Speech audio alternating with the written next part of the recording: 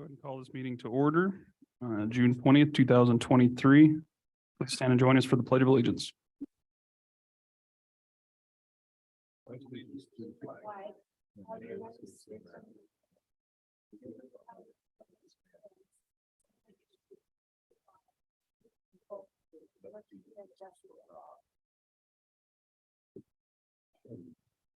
Right. Good morning, all. We do have a quorum present with all 5 commissioners in attendance today. Before we get started, we do need to amend the agenda. First, under tab B2, we need to remove the approval of resolution 2306-002. And that'll come back at a later date, it sounds. And also under tab D1, the Sweetwater County investment policies. Some revisions are being made to that. So at this time, we need to remove that as well. And with those changes, I'd entertain a motion to approve the agenda as amended. So moved. Motion by Commissioner Richards. Do we have a second? Second. Second by Commissioner Shanefield. Any discussion? Hearing none, all those in favor signify by saying aye. Aye. Aye. Opposed, nay. Motion's unanimous. First up today under tab A is public hearing for 5 budget amendments. Excuse me. Yes. And we've got resolution 2306-CL04 for employee benefits. We totally outspent this line item by a whopping $8. And we've got Bonnie here this morning to go over these amendments. Good morning, Bonnie. Good morning, Chairman and Commissioners. Yes, I think this is the smallest budget amendment I've ever done. Resolution 2306-CL-04 is a Sweetwater County budget amendment to increase the expenditures in the general fund in employee benefits operating in the amount of $8. And we are moving from the general fund, human resources operating $8. So we're moving $8 from human resources operating into the employee benefits operating account. Are there any questions on this one? Questions, commissioners? It's an easy one for once. Mr. Chairman, I will make the motion. Oh, we have to open it. Sorry, we have to open Oh, it up we to have the to do public the first. Yeah. If there are no questions, we do need to open this up to the public first. With no questions, we'll go ahead and open up the public hearing on resolution 2306-CL04, budget amendment for employee benefits in the amount of $8. Is there anyone in the audience or online that would like to speak to this amendment? Now would be the appropriate time.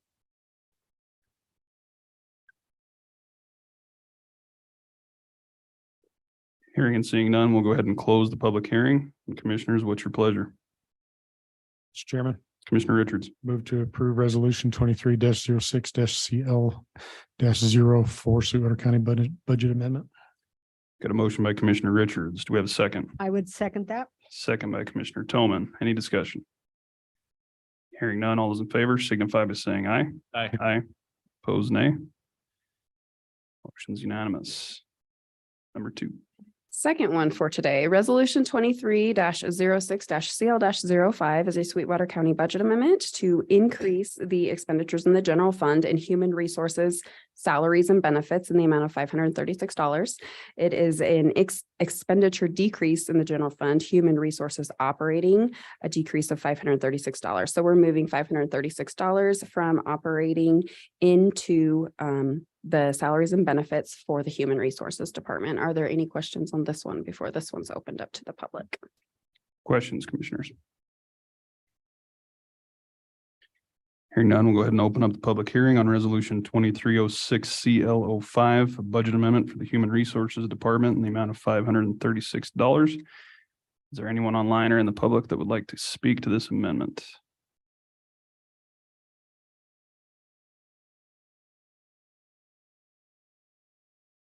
Hearing and seeing none, we'll go ahead and close the public hearing. Commissioners, what's your pleasure? Mr. Chairman, Commissioner Richards. move to approve resolution 23-06-CL-05 Sweetwater County budget amendment. Got a motion to approve by Commissioner Richards. Do we have a second? Second. Second by Commissioner Slaughter. Any discussion? Hearing none, all those in favor signify by saying aye. Aye. Opposed, nay. Motion's unanimous. Item 3. Resolution 23-06-CL-06 is a Sweetwater County budget amendment. This increases the expenditures in the general fund in facilities maintenance operating in the amount of $93,500. It decreases the general fund facilities maintenance salaries and benefits in the amount of $58,500.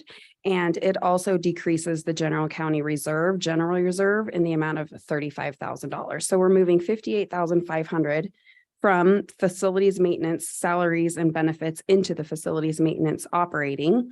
And we also have to use some of the reserve to cover the amount of the budget amendment needed. There was extra money in that salaries and benefits line item, so we are moving some of it from there, but that wasn't enough to cover all that was needed for the facilities maintenance operating budget projected overage. Are there any questions on this one before this one's opened up to the public?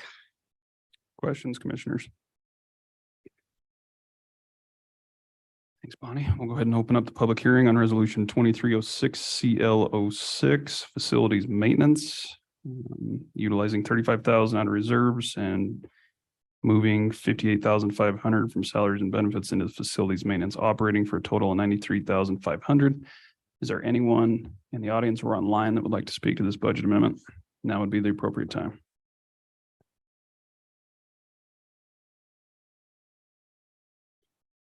Hearing and seeing none, we'll go ahead and close the public hearing. And commissioners, what's your pleasure?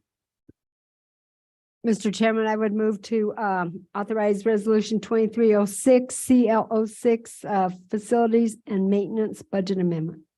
Got a motion to approve by Commissioner Toman. Do we have a second? Second. Second by Commissioner Shanefield. Do we have any discussion? Hearing none, all those in favor signify by saying aye. Aye. Aye. Opposed, nay. Motion's unanimous. Item number 4. Resolution 23-06-CL-07 is a Sweetwater County budget amendment to increase the expenditures in the general fund in the commissioner's operating budget in the amount of $1,000. This will decrease the expenditures in the general fund in the commissioner's salaries and benefits budget in the amount of $1,000. So we're moving $1,000 from commissioner's salaries and benefits into the commissioner's operating budget. Are there any questions on this one before this one is opened up to the public? Questions, commissioners? Hearing none, we'll go ahead and open up the public hearing on resolution 2306 CL07, commissioner's budget for a $1,000 budget amendment. Is there anyone in the audience or online that would like to speak to this amendment?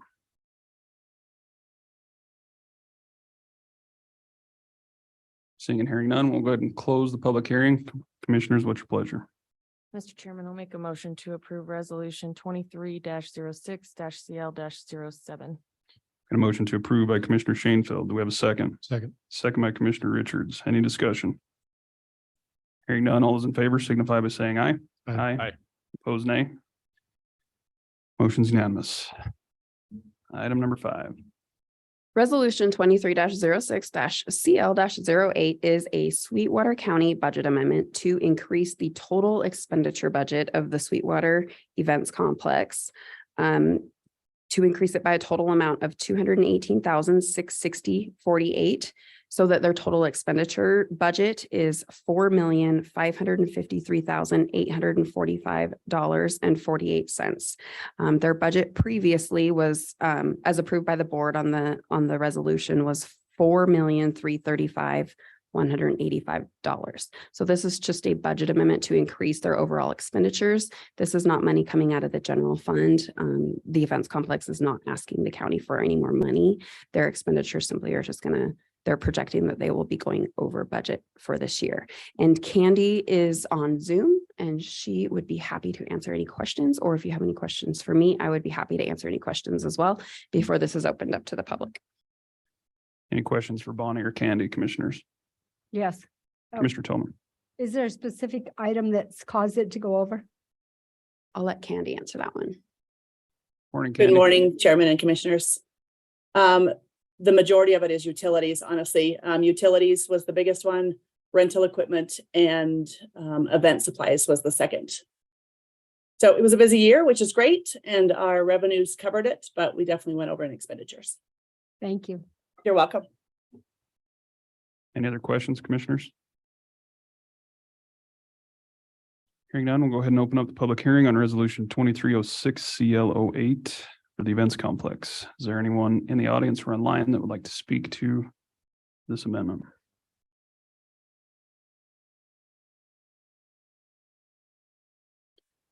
Seeing and hearing none, we will close the public hearing. And commissioners, what's your pleasure? Mr. Chairman, Commissioner Richards, move to approve resolution 23-06 CL-08. a motion to approve by Commissioner Richards. Do we have a second? Mr. Second by Commissioner Shanefield. Any discussion? Hearing none, all those in favor signify by saying aye. Aye. Opposed, nay. Motion's unanimous. And last, we have item number 6. Last one for the day, resolution 23-06-CL-09 is a Sweetwater County budget amendment. This increases the total expenditure budget for Memorial Hospital of Sweetwater County. It increases it in the amount of $6,917,926 so that the Memorial Hospital Sweetwater County's total expenditure budget is $116 million. Previously approved by the Board of County Commissioners, their total expenditure budget was $109,082,074. So this just increases it up to $116 million. Are there any questions on this before this one is opened up to the public? Mr. Chairman, Commissioner Shanefield. just an outline of what the increase was for and why it wasn't originally put in there. I don't know specifically what it was for. I would have to actually reach out to Tammy Love. She is the one that provided me with the information. She is anticipating that their expenditures for the year will come in just shy of that 116 million. She had projected 115 million something when I reached out to her. I don't know specifically what it was for, but I would be happy to reach out to her and ask her why the almost $7 million increase, and I can get back to you on that.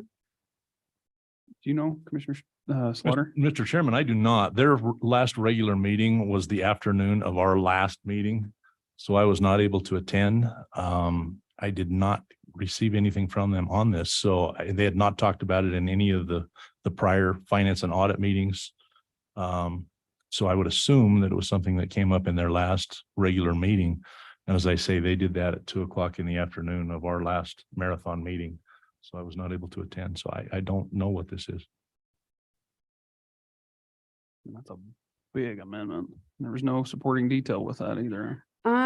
She didn't provide me any when I asked. When I asked what she anticipated her budget was going to be. But I can absolutely follow up and let her know. I know costs have gone crazy with hospitals. So, but I will definitely reach out and ask her. This is not money coming out of the general fund. This is not money that the county is giving to them. This is just simply their expenditures are over what they had budgeted for a year ago. So, Mr. Chairman, Commissioner Tillman. could we let Bonnie call them and vote on it later in the meeting?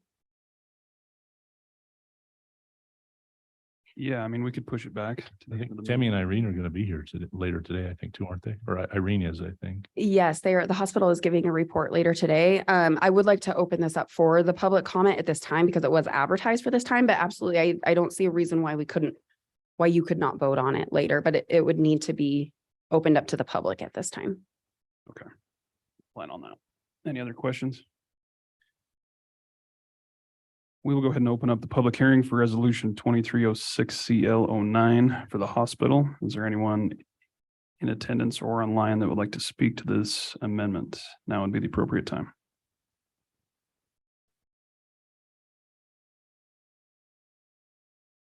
Seeing and hearing none, we'll go ahead and close the public hearing. Due to not having enough information on this, we do have the hospital presenting today at about 1:20 under tab F. So why don't we go ahead and rearrange or delay this approval, and we'll just have that discussion at that time, in which case we can bring it back up if you're all good with that, commissioners. Okay. Thanks, Bonnie. Moving right along, that takes us to tab B. We've got 2 public hearings for planning and zoning this morning. First being the approval of resolution 2306 Z001. A conditional use permit for an impound salvage and storage yard operated by Joey Flyme with Sunlight Services. We've got Megan here to give us the report this morning. Good morning, Megan. Good morning, Chairman and Commissioners. We'll just jump right into it. Joseph Lime is the owner of the property. He's doing business as Sunlight Services. The property's legal description is Foothills, Lot 12. The address is 18 Wilkins Peak Drive. Currently, the property is zoned I-2, which is heavy industrial.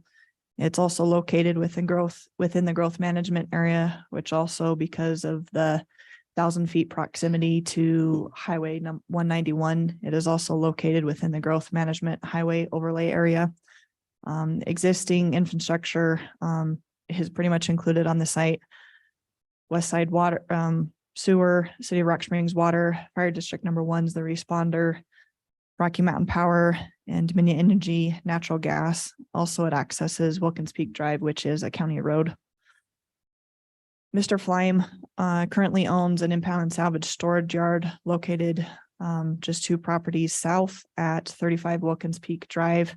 As indicated here, you can tell where his existing salvage yard is. The one in orange is the reason we're here for today. He also does own one other property within the subdivision, a little bit to the southwest. He owns the property, but Staffers Towing is who actually does business on the property.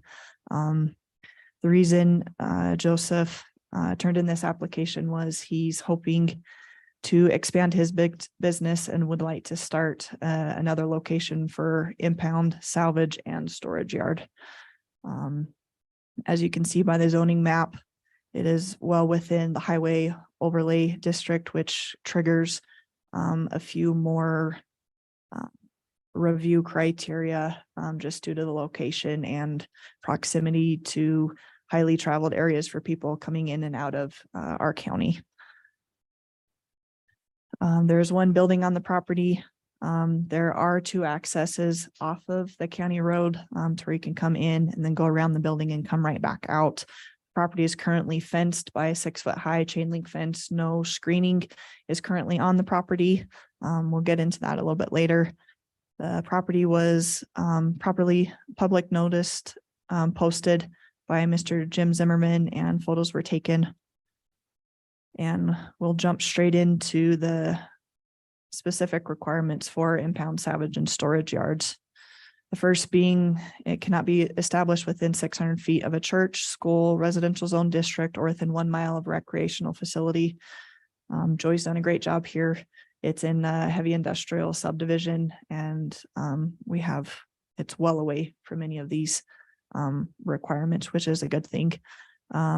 Hazardous waste inventory identified, possible storage or discharge of hazardous waste. The applicant will be his responsibility to properly dispose of these methods in accordance with all DEQ regulations. We are going to combine special requirements C and D. Both are talking about screening of uniform material built to a uniform height. Shall be required for properties abutting a less intense zoning district, and also constructing and maintaining a minimum of 6-foot high fence above finished grade. Due to the parcel being surrounded by agriculturally zoned land to the north and then light industrial to the east, properties to the south and west are heavy industrial. And because the property is also located within the growth management highway area, it triggers the following 2 requirements. All outside storage and work areas are visible from designated highways shall be screened. The second one, no storage shall be visible above the fence when viewed standing at a ground level of the lot line. Screening fences shall be a minimum of 6 feet above the finished grade. The director may approve an alternative screening methods and plans. Due to the structure being located within the middle of the property, it really doesn't help create natural screening like it has in some other instances that even just the few that we did in the last meeting, those buildings were more along the property line to help give natural screening. This is not the case with this property. Due to the location and just where the property is at, staff did recommend 100% screening around all 4 sides of the property, including the gates along Wilkins Peaks Drive. However, at the planning and zoning meeting last week, the Planning and Zoning Commission decided to recommend 100% screening only along the east side, which is closest to Highway 191, and the south boundary right along Wilkins Peak Drive. I do want to bring to the board's attention that when you're heading south on 191, due to basically when you're crossing over the bridge that goes over the railroad and the Bitter Creek, it is quite a bit higher in elevation. And you can kind of see completely into the subdivision at this area. So just want to point that out there for you guys as well. Criteria E, no stacking of vehicles is allowed over the 6 feet in height unless approved by the board. The applicant is requesting to be allowed to stack vehicles over the 6-foot height. Again, staff recommends that due to the property being located within the growth management highway overlay, that the fencing and screening requirements would become moot if he were to be allowed to stack over the 6-foot height.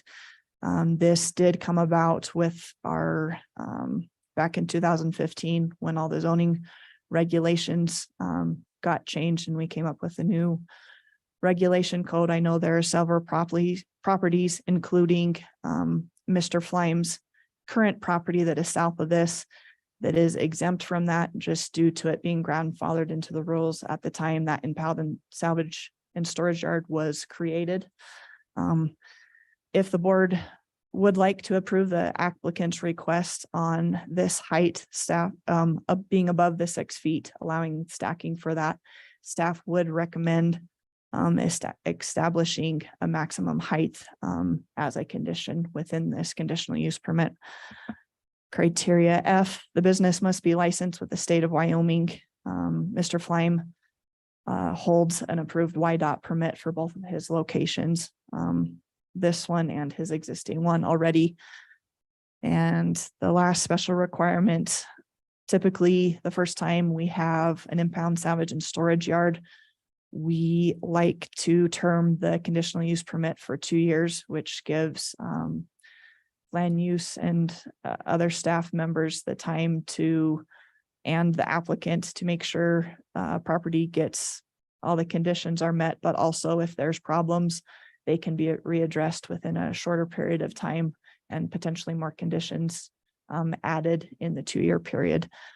If the board does want to go longer, they have that ability, but staff would also request that we stick with a 2-year time period on this one for right now. We put this out for agency and public comment. We received back from Interstate Gas. They have no concerns and neither does YDOT.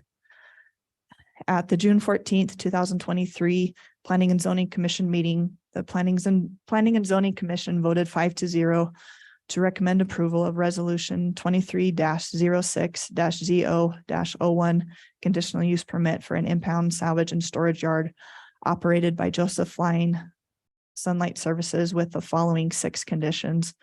The conditional use permit is personal to Joseph Line for 18 Wilkins Peak Drive. The conditional use permit is approved for a period of 2 years from the date of approval by the Board of County Commissioners. The conditional use permit is in effect for as long as the business remains in compliance with county regulations and holds a valid Wyoming vehicle storage and disposal facility license. 100% screening required along the south, including gates along Wilkins Peak Drive and the east boundaries of the property. Vehicles cannot be stacked higher than 6 feet, and vehicles, trailers, etc. must be stored within the screened fenced area. That's all I have, Mr. Chairman, and the applicant is here today. Thanks, Megan. Appreciate the detailed report. Any questions for staff, commissioners? We do have the applicant. Is there any questions for Mr. Flyme? Any comments before we open it up for public hearing? Mr. Chairman. Commissioner Richards. I'm not sure I agree with the Planning and Zoning Commission's recommendation that screening is limited to the south and east side. I went and looked at that from the highway, and it is visible from the highway heading south. So the north border is visible. And I feel that screening, even though you're above and can see into the yard, screening creates a visual separation between agriculture or any surrounding thing and a salvage yard. I believe there's reasons that the commission adopted those regulations, and I think we should stick to it. I don't think 100% screening is necessary on the other side, the west side. It's not visible from anything but other industrial, but I believe 100% screening on the north side, south side, and east side is appropriate. Thanks, Commissioner. Any other comments, commissioners?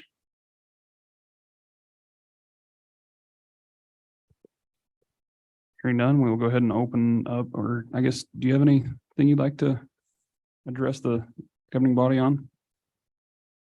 Before we open it up for public hearing? My name is Joseph Lime. I live in Rock Springs, Wyoming. I have a problem with the screening on the backside. I don't think it's the side Mr. Richard just talking about. I think it's roughly about 200 foot of span on that backside, and I would say 3/4 of it, or maybe 6 or 7 foot tall sagebrush from one end to the other. I wouldn't see the reason to put slats in 100% of that. I guess it'd be the north fence. There's probably maybe 1/4 of it to the northeast that could use some slats right now while the sagebrush comes up. It used to be tall sagebrush there, but we built up the berm a little bit. There was an erosion issue from the yard next door draining water, and we had to put some rock there, and it crushed that sagebrush down.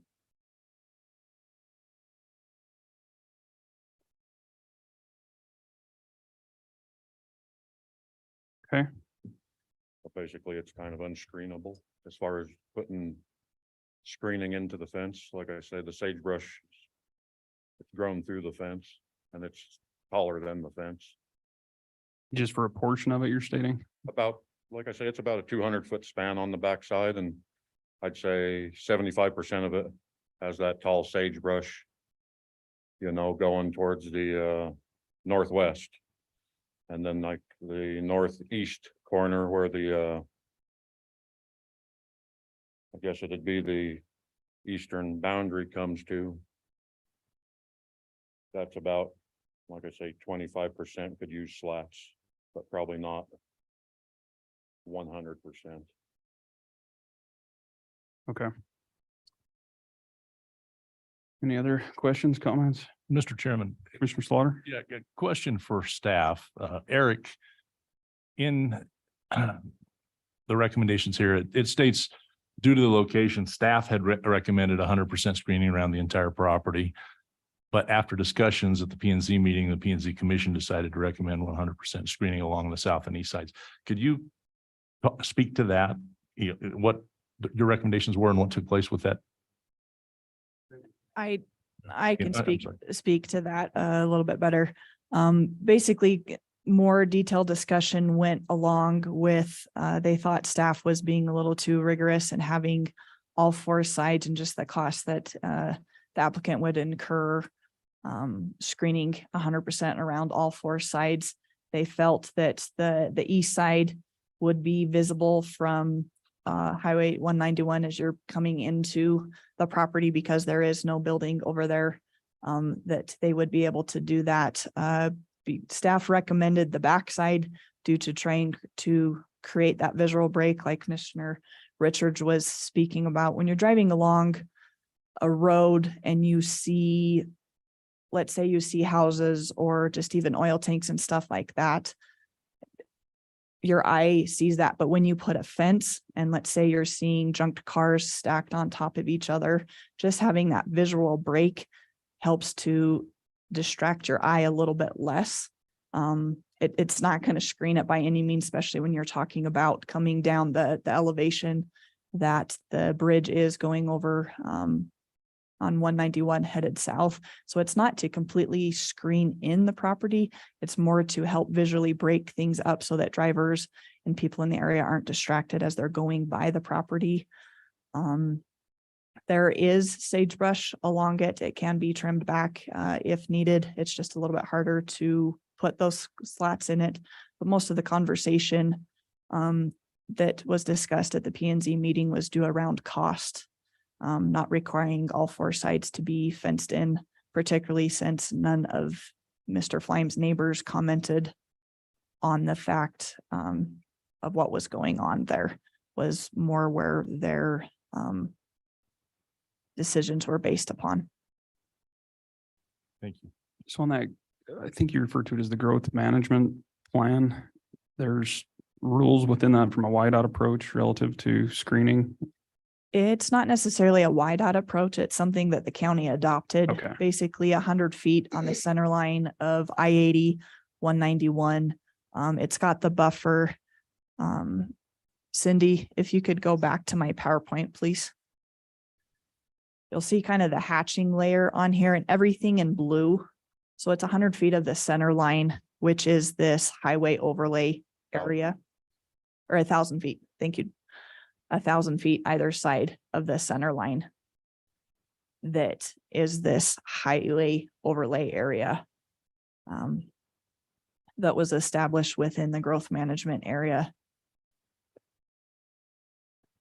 I don't know the exact year, to be honest, when that was established. But basically the purpose for it was to help keep areas just a little bit cleaned up and things like that. I know as you're going down 190, or excuse me, Interstate 80, you'll notice most of the buildings and stuff like that are earth tone colors for this reason, trying not to distract drivers still going down the road.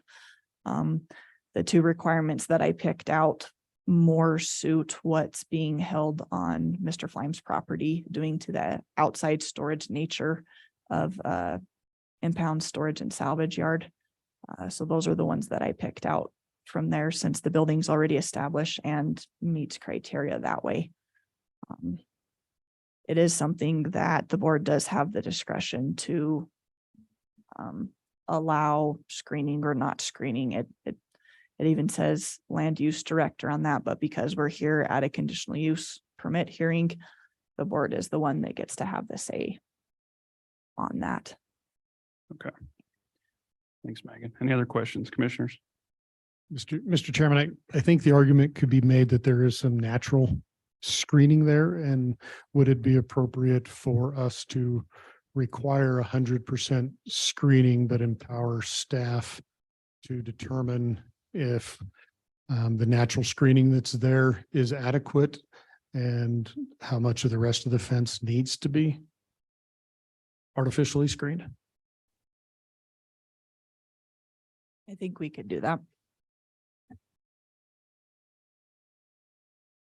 Go ahead, Mr. Flime.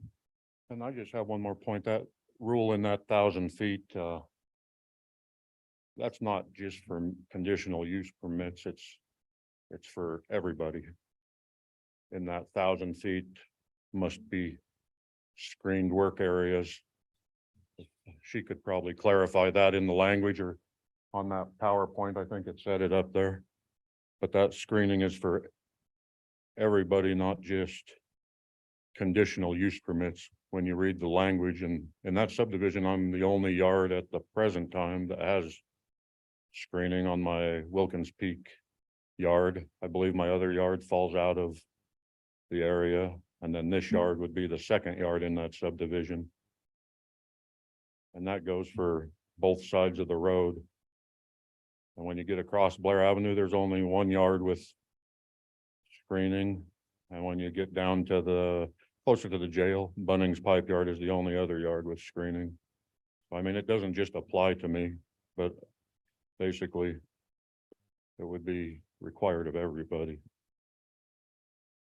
And I think part of that was the grandfather clause Megan was referring to, and also merchandising. There wouldn't be grandfathered. That came around when I did my first yard. The 1,000 foot was there in 2011. The zoning resolution of 2015 was basically the stacking And then the, required permission for stacking, but that growth management area seems to have always, been there probably longer than I've been out there in 2011. So I don't know if you heard all that, Megan, but the concern was that there's other properties within that growth management area that aren't screened. My response to that would be more the nature of the business and things. I mean, you guys well know where this is located. Most of the properties out there have a building and they do storage of stuff inside the building, or they have, let's say, tanks stored out on the building. It's a tank because it's an oil fill business or something like that. Whereas Mr. Flame's business is going to be the salvaged and impound storage cars. Those are going to be a little bit more distracting than, let's say, even 20-foot high tank just sitting there waiting to be put out on site somewhere else, or even just be stored for maintenance purposes or things like that. That's where staff is coming from on just trying to keep his business just a little bit less visual to everything else in the area. One thing that staff was just discussing as far as a condition, because we do have the 2-year time limit on this, something that we could do is we could keep the condition as was recommended by, excuse me, the Planning and Zoning Commission, but also have a caveat in there that gave the land use director the ability, kind of like where Mr. Richard was going with that, to say within a year, if the land use director deemed more screening necessary along the north boundary based off of vegetation that was there, that could be a requirement at said time and would be more up for discretion of the land use director than having to wait 2 years to when we renew this permit and trying to put another condition on it at that point in time. Okay. Any other questions, comments, commissioners? Anything else you'd like to add, Mr. Flame? No, it's been a good process. Land board's always helpful. These guys down in the zoning office are always helpful in the process. And that's it. Appreciate that. Appreciate your cooperation on it. We will go ahead and open up the public hearing for the approval of resolution 2306-001, a conditional use permit for an impound salvage and storage yard operated by Joseph Flime with Sunlight Services. Is there anyone here in attendance or online that would like to speak to this conditional use permit? Now would be the appropriate time.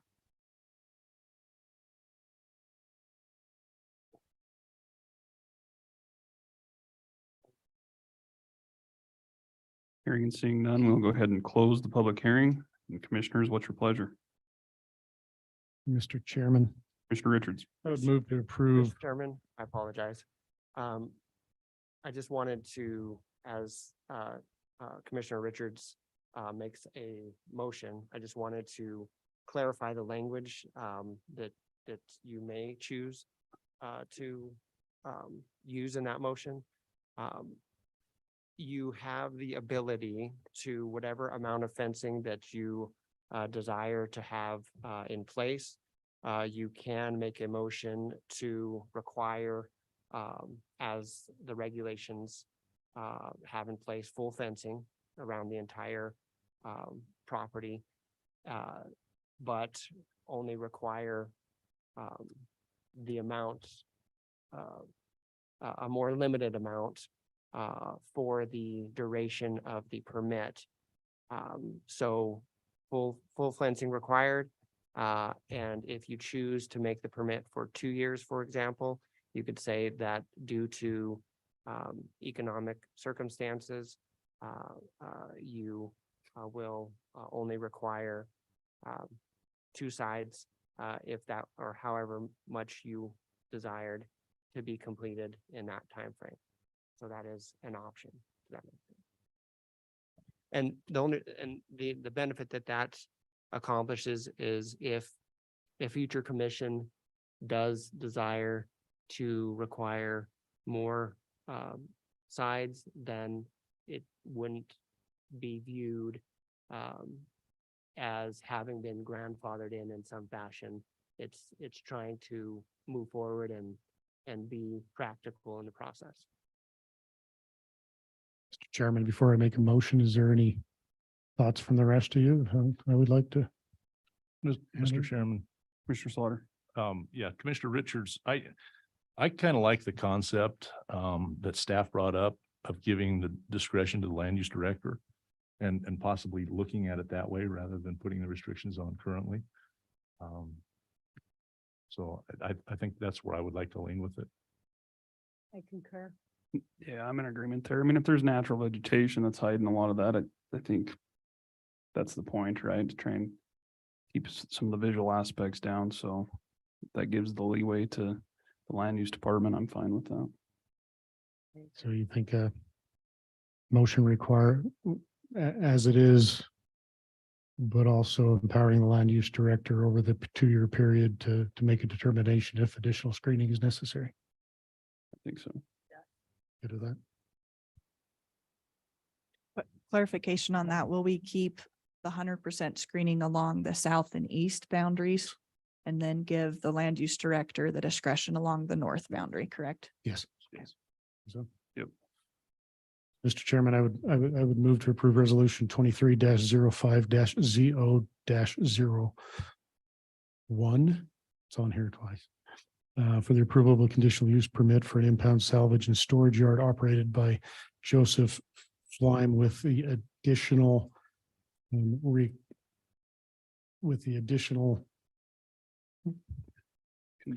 condition that the land use director during the period of the 2-year permit has the authority to review the conditions of the property and require additional screening along the north side. Very good. Thanks, Commissioner. We do have a motion by Commissioner Richards to approve resolution 23-06-001 as presented. Do we have a Second by Commissioner Slaughter. Any further discussion?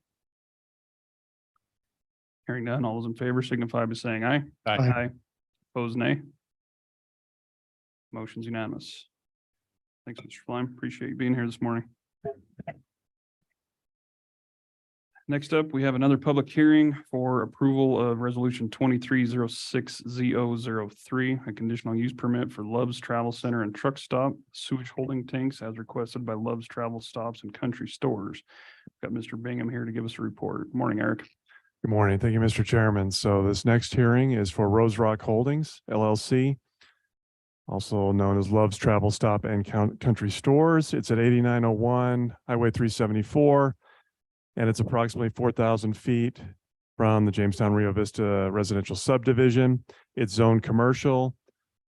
Green River Fire Response, Jamestown as the water and sewer district, Rocky Mountain Power, and we have proposed sewage holding tanks, and Dominion Gas provides gas to that area, natural gas to that area. So here's the site. I'm sure you're all familiar with it as you drive down Interstate 80. And it's that first site that you come to. Okay, as far as, and just south of the Gulf course there. Just so you're aware, 2 of the commissioners were on the board at the time that we had original conditional use permit. That was for a water treatment facility or a sewage treatment facility that was going to place after it was treated effluent into the Green River. This is not the same conditional use that was denied. We did a findings of fact and conclusions of law order that was signed in December 4th, 2022. I also want to point out, as per the zoning resolution, once you've applied for a conditional use, you cannot reapply unless you wait for a 12-month period, unless it's substantially different. This is substantially different because we're not using the same type of facility. The purpose of today's hearing, just so you know, is to bring them in compliance with the Department of Environmental Quality. That's really what the purpose of. This is after their sewage treatment facility failed, their septic system failed. They've been hauling to the Green River sewage treatment facility. And so what this does today with the conditional use is working together with Department of Environmental Quality, puts them into compliance until the sewage line is placed out there. So Here's the permit that was submitted. I also have Amelia Jordan that's online, that's the engineer with this system that was originally with the original system too last year. So these are the plans of the facility when you're driving down the highway, and before you get to Love's, you'll see these, let me just show you a picture of these tanks right here. So there will be 4 of these tanks that are out there right now. If you drive out there, there are 2 tanks, and those are what they're right now unloading sewage into and then hauling that to the Green River facility. With this permit, it'll actually upgrade the site. It will provide a turnaround, paved, so there will be improvements to the site as required by Department of Environmental Quality. The reason why, for the purpose of the 4 tanks and not the 2 right now, is they have to be able to hold 7 days of sewage, and that would require to have 4 tanks. So typically, really, two of those tanks will be empty, are just kind of a backup, but the 2 that are on site right now, so you'll have the additional 2 for the 7-day capacity. There's pictures of the site. And if you look to that photo where it says view to the north, those are the 2 tanks that are out there right now. Oh, there we go. There's even a better picture right there that shows you the 2 tanks on there.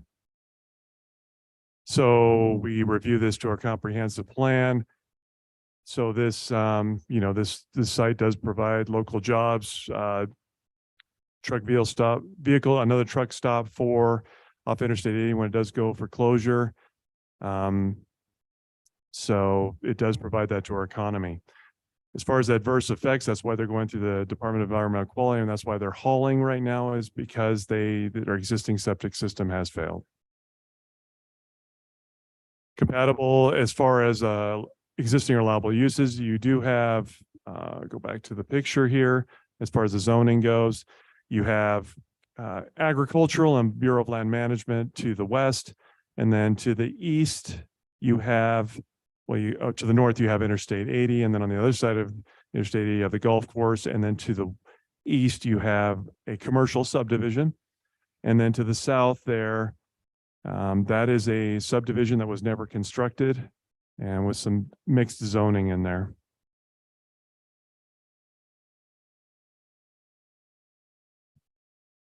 Okay, can it demonstrate adequate facility? Since that system has failed, that's what they're doing, is to haul this to the Green River facility.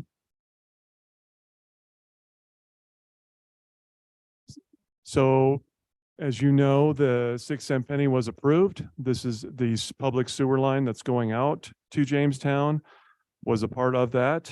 And that's what Love's is waiting for. They would prefer to be on public sewer. And so one of the conditions you'll see in the future here is that when a sewer line is within 600 feet, the owner shall make a connection to the public sewer system once the sewer line is operational.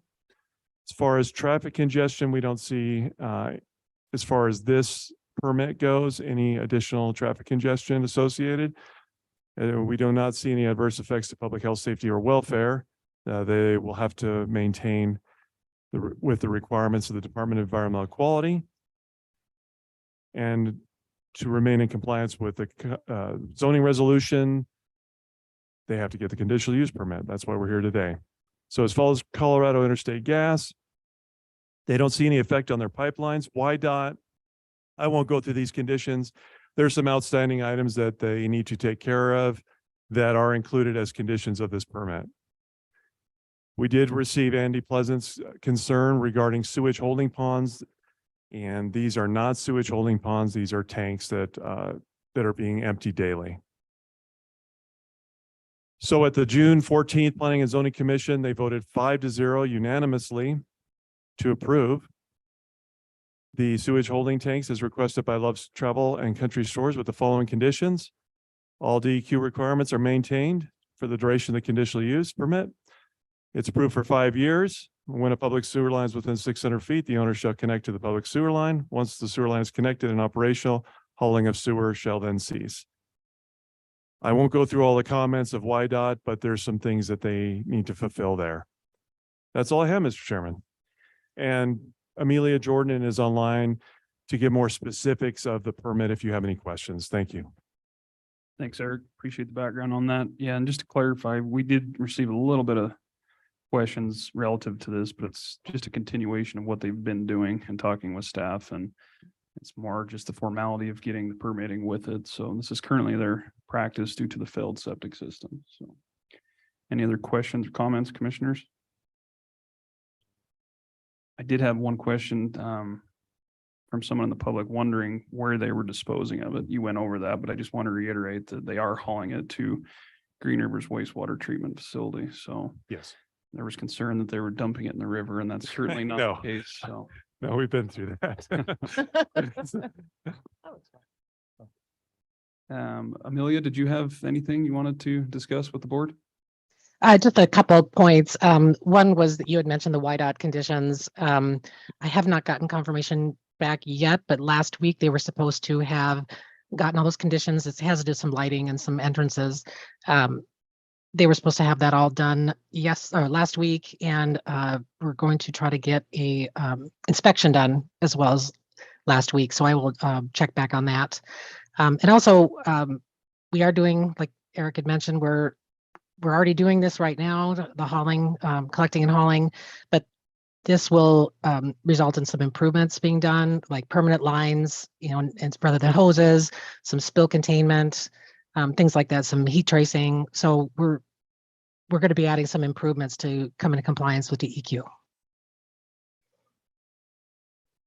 Thanks, Amelia. Any questions? With none, we'll go ahead and open up the public hearing for resolution 2306Z003, a conditional use permit for Love's Travel Center and Truck Stop for their sewage holding tanks as requested by Love's Travel Stops and Country Stores. Is there anyone in the audience or online that would like to speak to this public hearing on the conditional use permit? Now would be the appropriate time.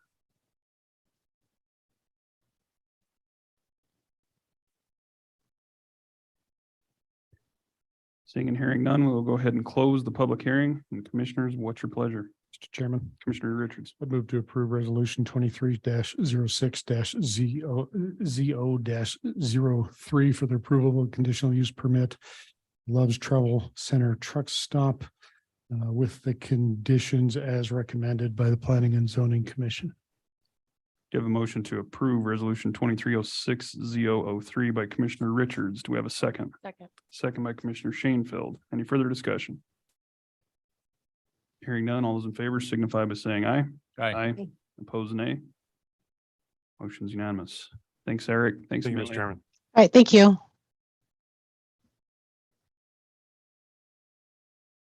Moving right along, up next, we have county resident comments and concerns. This time, it would be appropriate if there's anyone that would like to address the governing body on any issue whatsoever. Now is your time. Don't all stand up at once.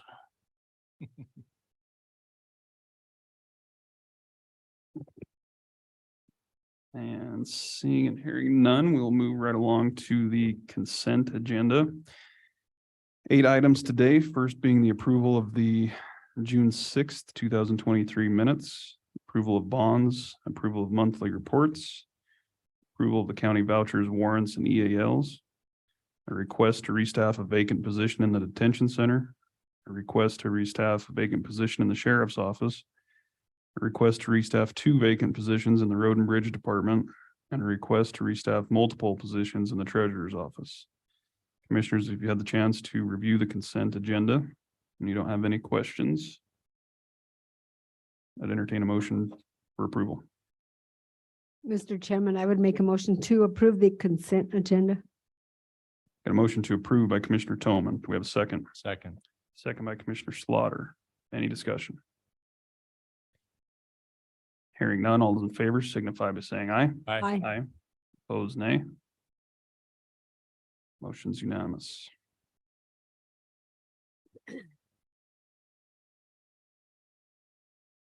Up next is commissioner comments. It looks like I'm up first. I'm going to keep it short. We've got a lot to get accomplished today. I did attend the monthly mayor and commissioners meeting.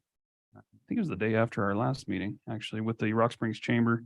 I was the only one that showed up, so I don't have much to report to you and what's going on in Rock Springs or Green River, but I did have a good chat with Rick Lee and Suzette Williams. In regards to that, one of the items that was brought to my attention from Rick was there is a vacancy on the Water Users Coalition. That was previously being filled by Commissioner Wendling. They've asked him to stay on as an at-large appointee, but because of that, that's created a vacancy from the county side. So I told him I would bring it up to see if there is any volunteers. If there's not, I'm happy to serve on that. They meet once a month.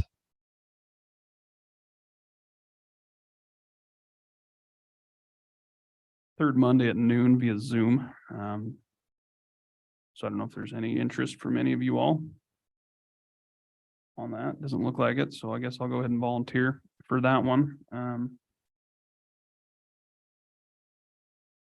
Would we need that in the form of a motion, John? Be appointed to that? Board? Yeah, the coalition, yeah. So I guess I would entertain a motion for an appointee to the Water User Coalition Board. Mr. Chairman, Commissioner Richards, make that a motion. for myself. You. Okay, got a motion to approve Commissioner West to join the Water Users Coalition Board by Commissioner Richards. Do we have a second? Second. Second by Commissioner Tillman. All in favor, signify by saying aye. Aye. Aye. Opposed, nay. All abstain. Other than that, Chamber's just gearing up for a busy summer with rodeos, fairs, summer events, and hoping that summer eventually gets here. With Board of Health, we didn't have a meeting. They did have a workshop last week to kind of discuss some plans moving forward. As you know, we've been kind of working through some of their budget items and trying to get them not so reliant on having to use their reserves and being able to balance the budget. So unfortunately, I wasn't able to attend that, but I'm anxious to hear what's happening with that group. But I suspect good things moving forward, and we'll continue to help them ride that wave.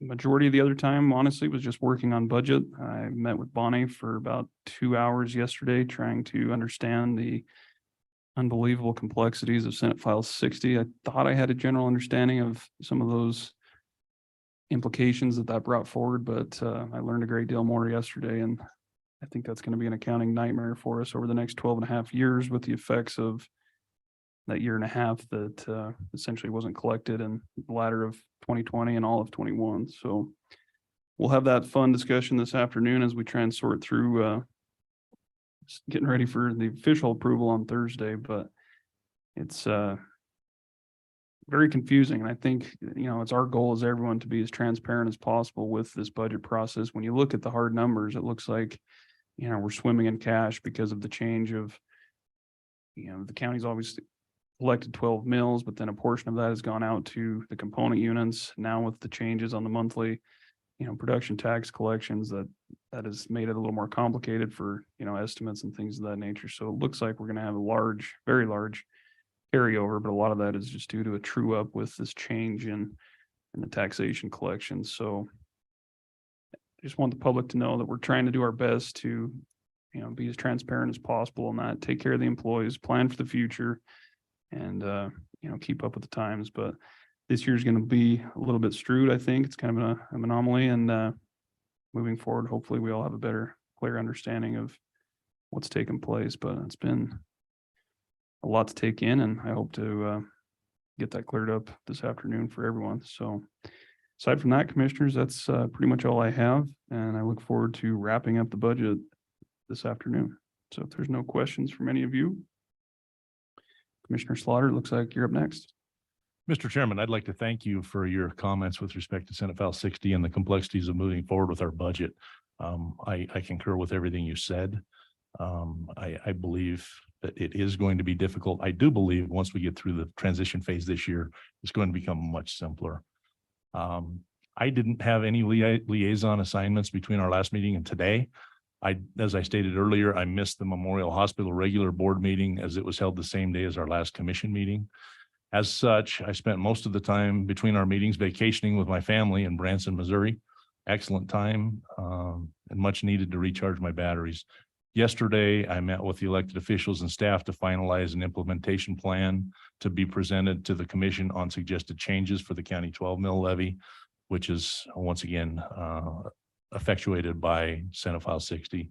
Then I met with Bonnie Berry also for a couple hours to try and prepare for our budget workshop to be held later on today. Then I spent the rest of the day reviewing resumes and applications for board positions and further preparing for the budget workshop. I did also receive a thank you note from Bud Allen expressing his thanks for our work on the plan for overnight camping at Pioneer Trails Park and the support we provided. He stated the Boy Scouts are planning on holding their fall camporee at the park in September. And that is all that I have, Mr. Chairman. If there are questions, I would be glad to entertain them. Thanks, Commissioner. I'm glad someone's having some fun and getting to go on vacation. Any questions for Commissioner Slaughter? If we'd ever have summer show up, we might be able to have some fun here too. With none, looks like Commissioner Shanefield, you're up next. Thank you, Mr. Chairman. So the museum staff members went to Granger to greet the Pony Express rewriters and help publicize the event. They're also offering a series of summer classes and educational activities. I have a flyer that I'll forward to you all. And they have been keeping very busy.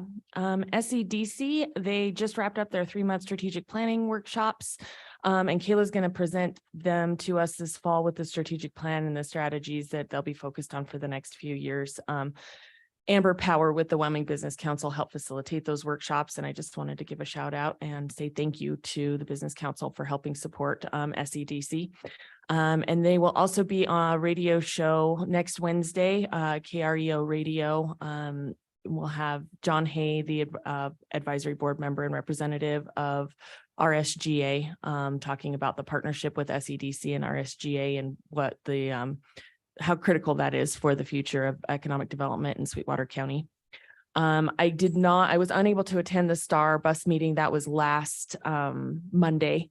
And then we did have a specific purpose tax meeting, and we'll be talking about some of the details of that in a little bit. And I think that is everything that I had to report. Thanks, Commissioner. Any questions for Commissioner Shanefield? Yes. Commissioner Tomah? Have you heard anything, Commissioner Shanefield, on the governor's appointments to the Colorado River or any other of those statewide committees? I have not. I'm not Thank you. sure. They're in the process of finalizing that list. From the last time that our last meeting, I reached out to Gabby from his office and asked where they were at. And they are in process of getting all that done. It takes a couple of weeks, probably closer to a couple of months to get some of those nailed down. So I expect we'll Thank hear you. soon. Yep. Yeah. Okay. I attended the Farson Senior Luncheon last Monday. They always have a good turnout and a good meal. So that's always fun. I attended the airport board meeting on Zoom on the 14th. The airport's working on their master plan. They had a great event with the Confederate Air Force the first of the month. I had a great turnout. They're working on the Middle Baxter water line. That level 2 study is being done regarding water to the airport, to Simplot and the Middle Baxter area. SkyWest, there's no updates from that. The FAA, the Federal Aviation Administration, will be reauthorized in September. If that goes through as anticipated, there's been a lot of input by our director, Devin. Our allocation or entitlement would go from 1 million to 1.3 million for this airport. They're also proposing to change the requirement that if they request less than 12 million, that they would not have to do an EIS or an EA, that it could be a categorical exclusion. So that's, the airport is showing a strong fiscal year. They're having some legal bills because of the terminal project. Master plan study, they're working on that. So that's for the airport. I also attended on Zoom the Wyoming Landscape Conservation Initiative Executive Committee meeting. I'm an alternate for that board representing county commissioners. The USGS is doing invasive species mapping, and so that's available to all of our weed and pests or anyone else who wants to know on cheatgrass. They'll give the different stages and when it might be best to treat it in our counties. So they'll have biweekly maps and links to that. And they're supposed to get me the link on that from USGS. That Sweetwater Solar, we do have funding to do that fence to let the antelope through on Highway 372, but we don't have any signatures because the ownership keeps changing on that. So we're hoping by this fall to be able to have that funding and be able to, we do have the funding. We're just hoping to have the signatures from the new owners so that fence can be opened up along Highway 372 to let the antelope go through. They will be accepting fall projects for Southwest Wyoming, the 19 million acre area of the Wyoming Landscape Conservation Initiative. Also received a thank you letter from Bud Allen for the Boy Scouts and the use of the Pioneer Park. That concludes my report. Thanks, Commissioner. Any questions for Commissioner Toman? Mr. Chairman. Commissioner Shanefield? I just wanted to clarify that that level 2 study, the water study, is actually running through SEDC. The airport will benefit from it, but it's something that Eric and the county and the city of Rock Springs are all working on. And actually, I think the city of Rock Springs is paying for the water study. Thanks for that. Thanks, Commissioners. Looks like Commissioner Richards, you're bringing up the tail end. Thank you, Mr. Chairman, fellow commissioners. On June 12th, I attended a library board meeting where they recognized outgoing board member Brenda Casey for 2 terms of service on that board. And I'd like to add my appreciation to theirs for her years of service. On the 13th, I attended a broadband listening session where they discussed some of the state's plans for providing last mile infrastructure for broadband in remote locations in Wyoming. I can't tell you how shocking it is, how expensive and how much money they plan on spending on last mile. They identified Eastern Sweetwater County as one of the areas that is unserved or underserved for broadband, but I'm not sure that the consultant from California has ever been through our red desert and realized that there is nothing there. But they did draw a big graph of the whole eastern side of Sweetwater County saying it's underserved. So maybe they're going to spend some of that money here. On the 14th, the Wyoming Legislature's Select Federal Natural Resource Committee met here in Sweetwater County at the Western Wyoming Community College campus in Rock Springs. I had planned to just poke my head in for about an hour because I had meetings scheduled through the day, but quickly realized that I was the only local elected official at the meeting.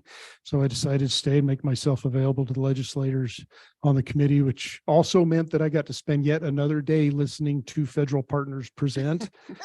But Congratulations. I'm glad I was there and I learned a It's lot. another chance to whine. That's what it So is. Commissioner Toman, you should be proud of me. I'm very proud of you. Micah did testify a couple times on different subjects on behalf of the WCCA, and it was a pretty good meeting. One thing that became very clear throughout the day was the negative effects that the BLM's proposed conservation land and health rule would pose to public lands.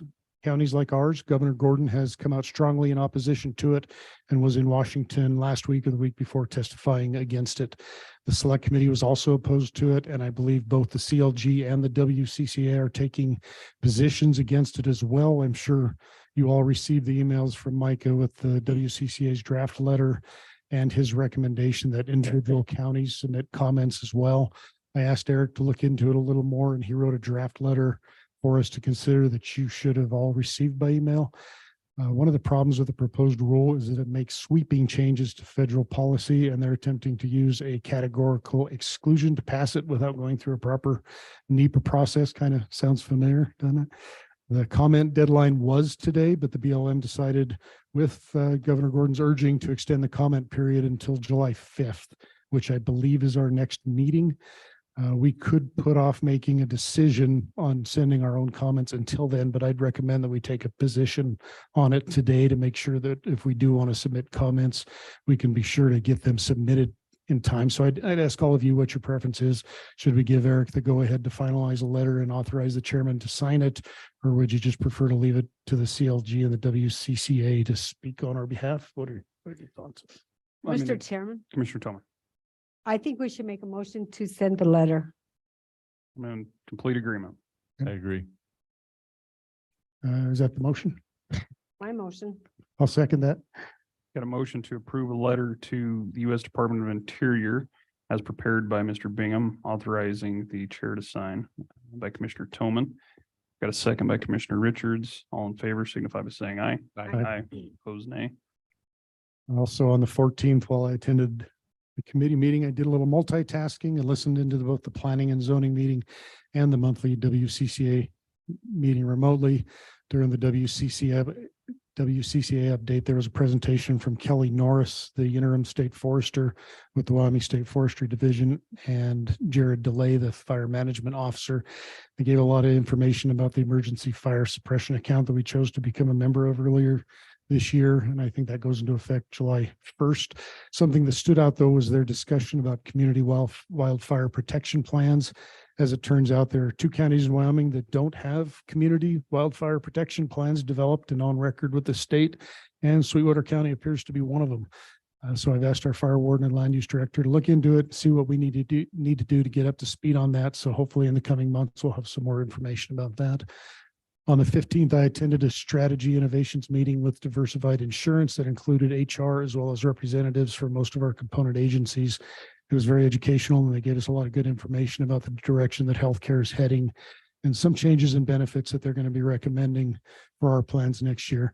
I won't go into details because there's a lot of data, a lot of numbers involved, but I'm sure Gary will be around in the coming months to fill us all in on the details. Yesterday, I listened to the morning session of the Management Council's Regulatory Reduction Task Force meeting, and some of the discussion centered on developing affordable housing in Wyoming by working with local political subdivisions to find solutions for higher density and more affordable housing in the state, something that I know Eric and the Planning and Zoning Commission are working on. Another subject that came up is I believe he was a consultant, was there and recommended to the committee that the state re-adopt extra jurisdictional powers, and that was a fight that Sweetwater County was a part of many years back, and got the legislature to remove extra jurisdictional powers from the cities over buffer zones in the counties. The only extra jurisdictional power that still remains is over subdivisions. That is something we should watch, because we do not want to go back to having city officials coming into county meetings and vetoing our resolutions, which was happening. So we need to watch that. I think our legislative representatives and senators are probably going to keep an eye out for that.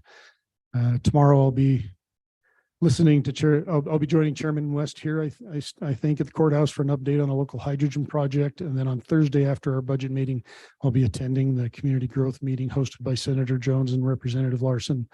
On the 26th, I will attend a communications board meeting, and then I'll attend the Airstream meet and greet at the new Spicer Pavilion at the events complex. That should be a good event. On the 27th, I'm back at the events complex for a fair board meeting. And then on the 29th, I have a Squirk steering meeting. And I think that's all I have for you today. I'm happy to stand for any questions. Thanks, Commissioner. Appreciate all your work and your interest in listening to the federal partners. Congratulations. I think you should get a star for that. Any questions for Commissioner Richards?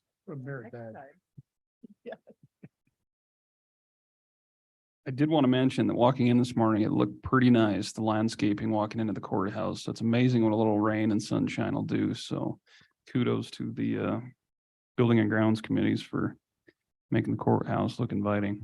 That does conclude our commissioner comments. I do see Representative Stith has joined us. We are ahead of schedule. We went through the public comment period, but if you'd like to address us now, Representative, please do. Thank you, Mr. Chairman, Commissioners. Yeah, I should have been here earlier to make the public comment period. I'm not here today for any particular specific purpose, just to say hello and make sure they stay in touch with you all. Couple of things that you're probably already well aware of. I think big picture, managing growth in the next 5-7 years is going to be a big issue for you, and you'll be carrying the weight of trying to manage all of the impacts that are associated with that. So this sort of committee, that informal committee that Senator Jones and Representative Larson are setting up, that I plan to attend that meeting on Thursday as well. One of the specific things I'd like to work on is undoing a change in the law from a couple of years ago that reduced the impact assistance payments that the county would get. It was the case that the impact assistance payments would be of the 4 cents of state sales tax, that the state share, or 2.76 cents, could be of sales tax paid by a new project, big project, that would go and be available for impact assistance. So 2.76 cents on the sales tax for a big project. That got reduced for projects over on a sliding scale. But if a project's over $900 million, then now the impact assistance available to the counties is only 1.5 cents rather than the 2.76. So on $1 billion of, say, a big Trona expansion, for example, that's the difference between you getting $27 million or getting just 15 million. Right now, the law is you just get 15 million. And then the other thing that statute did, which that bill did from a couple of years ago, was to tighten up the requirements that when you apply for impact assistance through the Industrial Siting Commission, that you have to make a closer nexus between the development and the funds you're asking for. So if you can say, yes, we need more deputies in the sheriff's department because we expect an additional 500 construction workers, has to be a tighter nexus. Anyway, so legislatively, one of the things I hope to work on is to kind of bring the reimbursement back to where it was. That's kind of one goal. Other thing that comes to mind is the State Loan and Investment Board at their meeting last month noted that the application period for an extra tiny bit of direct ARPA federal funds will open up in about 3 weeks or so. The money becomes effective July 1. It's a weird category. It's so-called direct ARPA, but it's for non-water projects. Initially, there was $50 million of that a couple of years ago, and that's statewide. So 15 million, it doesn't go very far. But last time when there was $50 million, it was actually undersubscribed because it's kind of hard to shoehorn a project because you have to find a project that meets all of the ARPA criteria, but it's not water, sewer, not broadband, right? So it's a carve out. Don't know if I have no idea if that fits with any projects you guys want to do, but the idea is if you can somehow tie whatever project it is to some direct adverse economic consequences from COVID. A little tricky to do, right? Just to throw that out there. Other than that, I'm just here to say hello, and it's good to see you all, and thanks for all the work that you do. Thanks, Representative. We appreciate the update and for keeping in touch with us and for all your work on the east side as well. Any questions or comments for Representative Stith, Commissioners? Mr. Chairman, I just want to thank you for your work with Young at Heart. That's appreciated. Sure. It was nice. We're kind of wrapping that case up, able to get some money back to Young at Heart. Not the, it was a $2 million embezzlement. And when all the dust settles, I think the Young at Heart will get about 500,000. So that's better than getting kicked in the head, but it's also, better than nothing, but it's not the full thing. To me, it was an example of where the court process actually worked and worked relatively quickly, because usually civil cases can drag out for a long time. So thank you very much. Any other comments or questions? Thanks, Representative. Thank you Appreciate coming over this morning. Sure. Thanks. Commissioners, we are way ahead of schedule, which is fantastic. We'll try and squeeze a lunch in with that. Our next item was a break at 11, so we're about 40 minutes ahead of schedule. After that, we had the University of Wyoming Extension Office relocation update and discussion, which is slated for 11:10. I'm not sure if they'll be here in time, but why don't we take it's called a 10-minute break and we'll adapt from there. So let's come back at 10:30.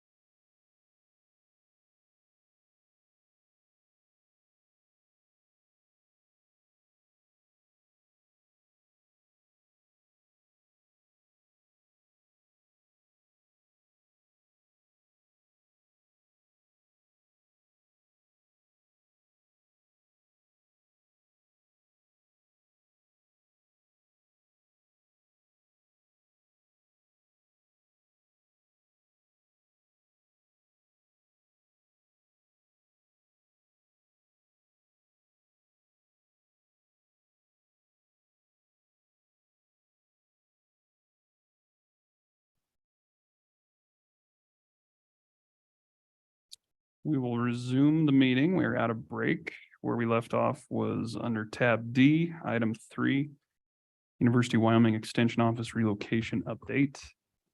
Oh, yeah, you are online. Well, good morning. We're way ahead of schedule, so I wasn't sure if you'd be here or not. That's what I heard. I have an excellent administrative assistant who let me know. Very good.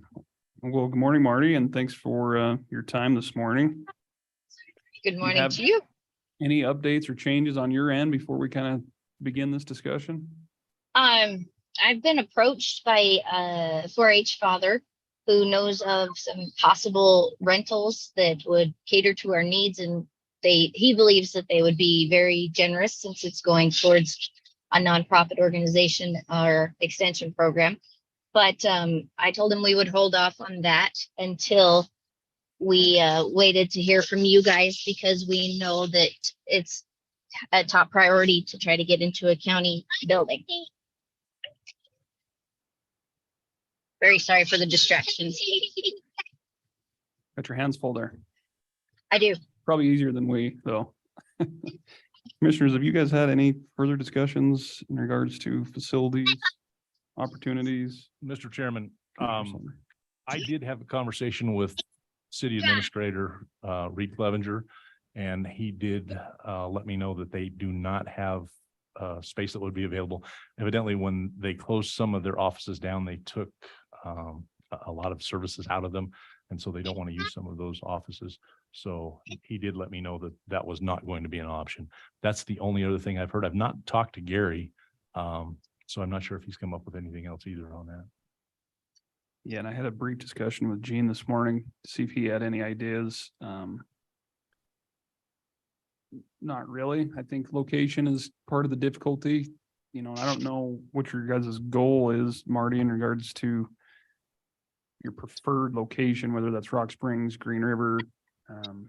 You know, I don't know. Do you have any input on that, or?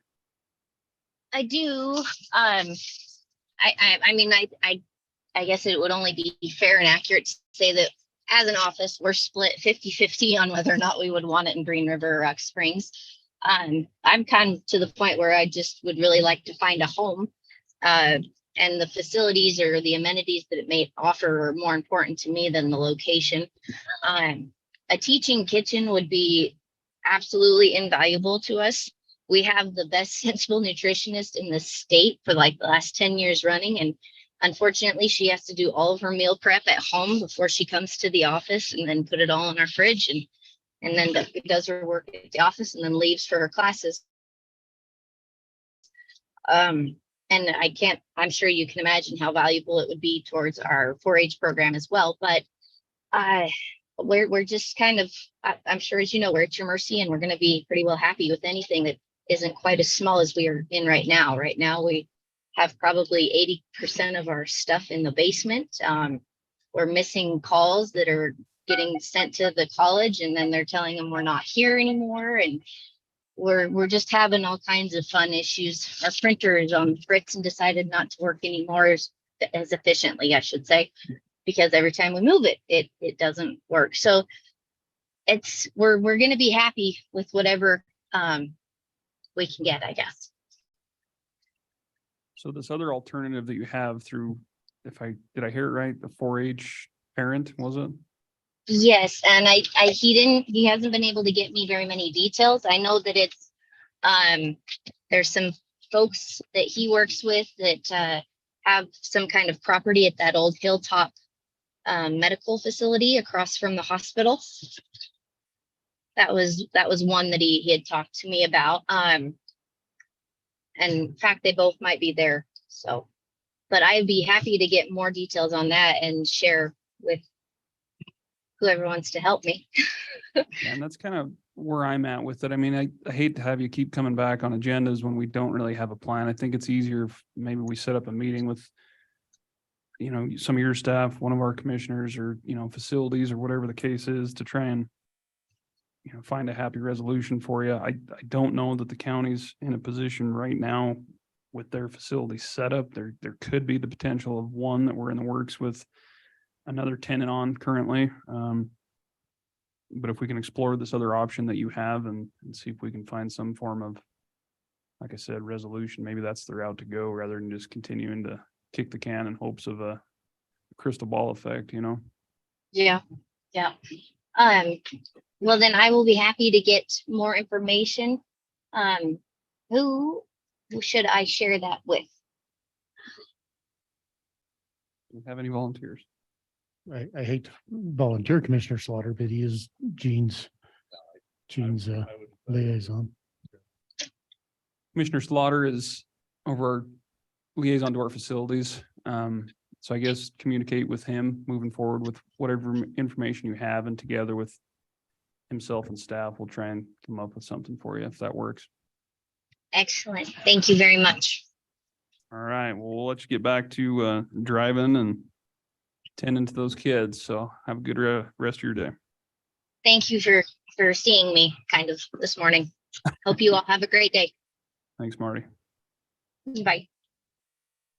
Next up, under D4, we've got the approval of a catering permit for Santa Fe Trail Incorporated, doing business as Santa Fe Southwest Grill on June 27th, 2023 for the Solvay Picnic at Jamestown, Sweetwater County Picnic Grounds. Got Clerk Lane here to give us the details. Good morning, Cindy. Good morning, Chairman, Commissioners.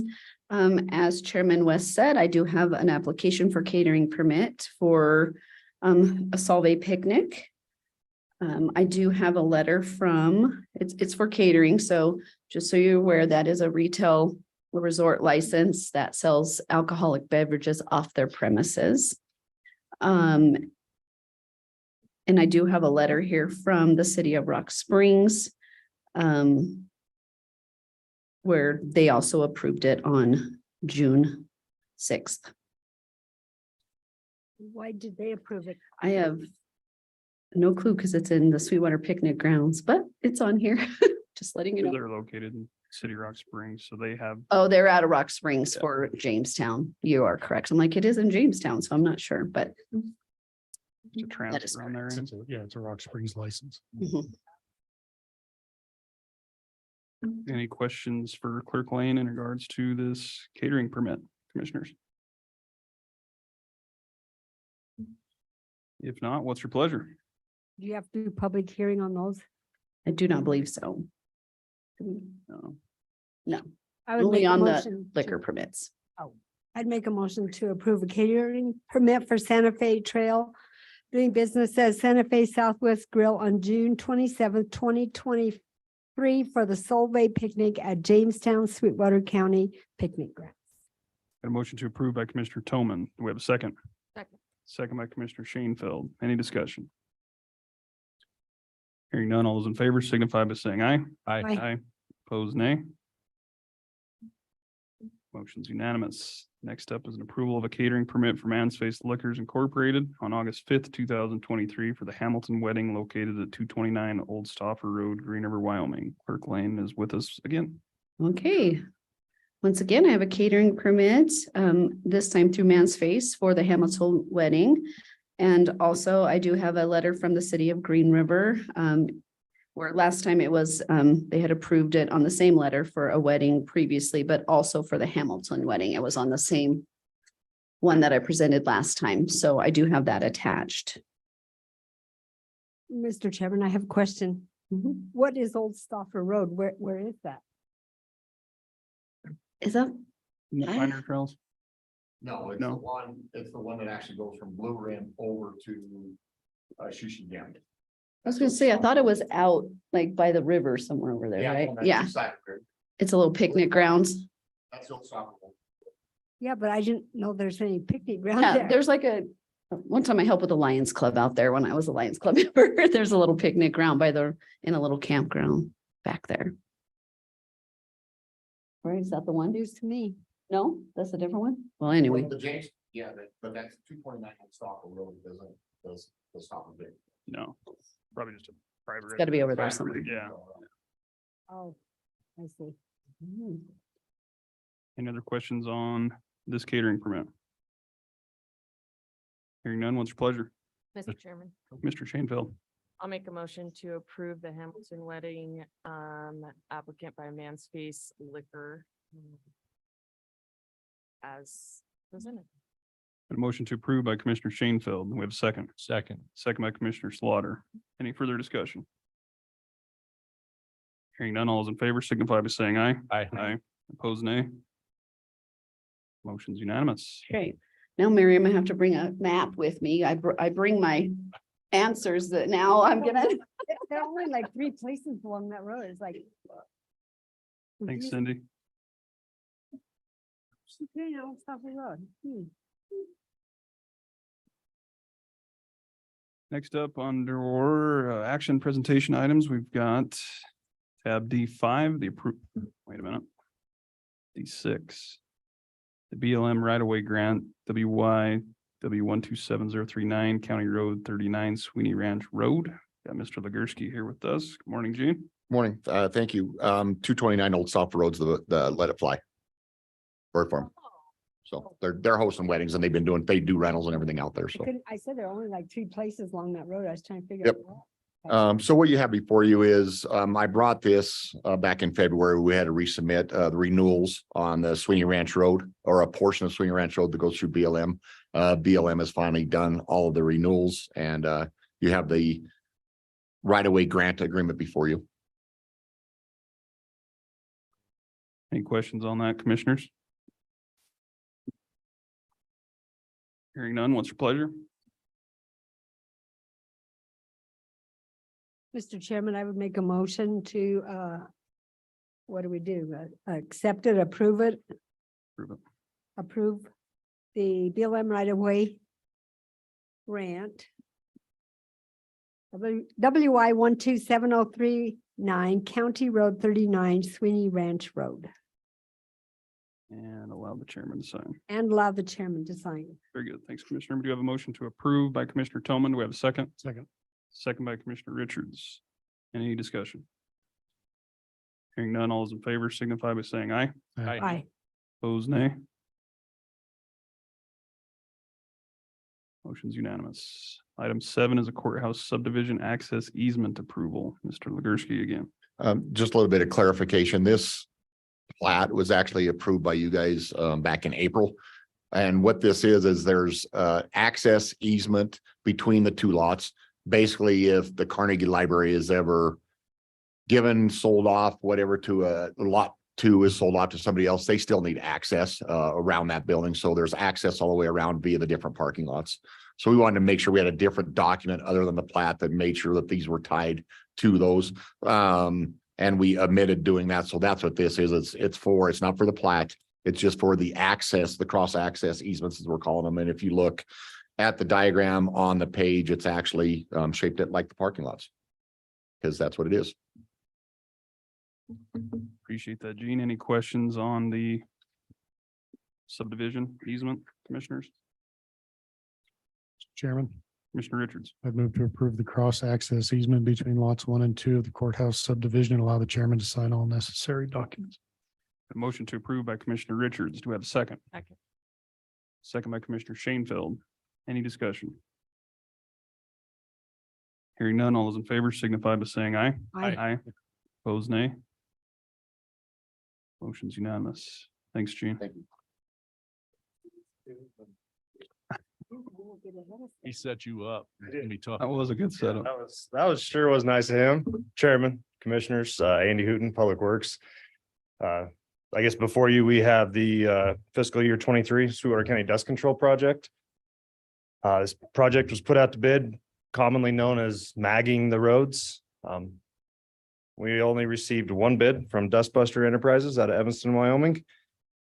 This year, you'll notice we're doing a lot more roads. I didn't give you the bid tabs, but normally we do that CMAC project funded through YDOT, and that's an 80-20 grant. Due to some BLM funding timeline, we weren't able to get that project on. So everything we're going to do this year under our dust control, which will be at a fuel tax. And then next year, we're hoping to roll both of our CMACs, this year's and next year's, into one project. So while it's a rather high dollar amount this year, we do expect that to kind of even out over the next year. Thanks, Andy. Appreciate the clarification. Any questions, commissioners? That's kind of what happened last year, isn't it? Didn't you have to roll it over into this year? No. Oh. Yeah. Dust control and CMAC within the same project. Yeah, that just different funding sources. So CMAQ is administered federal funds through YDOT, through their TAP program, local government. And then dust control comes out as directly out of our fuel tax money. So. Any other questions or comments? Are you liking your new job? We have to go into executive session for that. I wore pants because I knew this was see-through, so it's going very well. I'm happy to be here and enjoy working with Gene and getting to know each of you a little more and meet different individuals throughout. So, yes. Welcome aboard. With no other questions, commissioners, what's your pleasure? Mr. Chairman, Commissioner Shanefield. I will make a motion to approve fiscal year 23 county road dust control magnesium chloride application on multiple county roads. Notice of award to Dustbusters Enterprises Incorporated in the amount of $688,742.20 and authorize chairman to sign. Thanks, Commissioner. We do have a motion to approve. Mr. Chairman, I would second that. No, I wasn't done.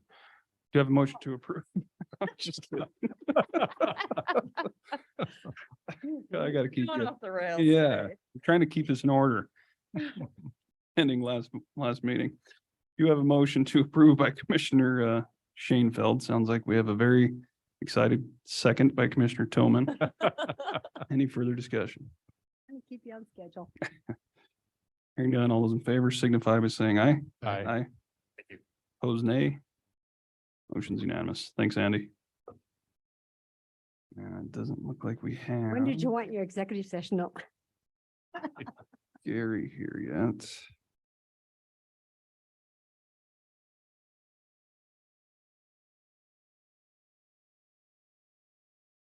You good to go with specific purpose tax while we wait on Gary? Yeah, Okay. absolutely. We are obviously still quite a bit ahead of schedule. Next up, we had D9, which was the request approval of the UMR plan letter. Their HR director. Hopefully someone's watching down there and they'll come up, but in the meantime, we'll pause that. Move forward to item 10, which is a discussion regarding the special purpose tax bonding that Commissioner Shanefield's prepared for us. Hand it over to you, Commissioner. Thank you, Mr. Chairman. So we had our specific purpose tax meeting last Thursday, and there was discussion regarding each of the projects. And so I wanted to bring this in front of the commission to figure out exactly how you would like me to move forward with the two county projects. So we have the North Rock Springs Water and Sewer District, and they would like to bond. They are already partway through their project. They actually received some SLIB money before the specific purpose tax. And so they are working on a different part of the project. And so they're ready to go. And the Jamestown Rio Vista Water and Sewer District is not ready to go yet. And they would like to just take their monthly allotment, invest it, and be able to earn some interest on that, and then start moving as soon as they are ready.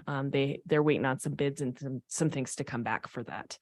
And so I would suggest, if it is okay with the commission, for me to have them work with the bonding agency, Stiefel, and then once the bonding paperwork and documentation is ready, to have them bring that in front of the commission for approval of the bonding for the North Rock Springs Water and Sewer District.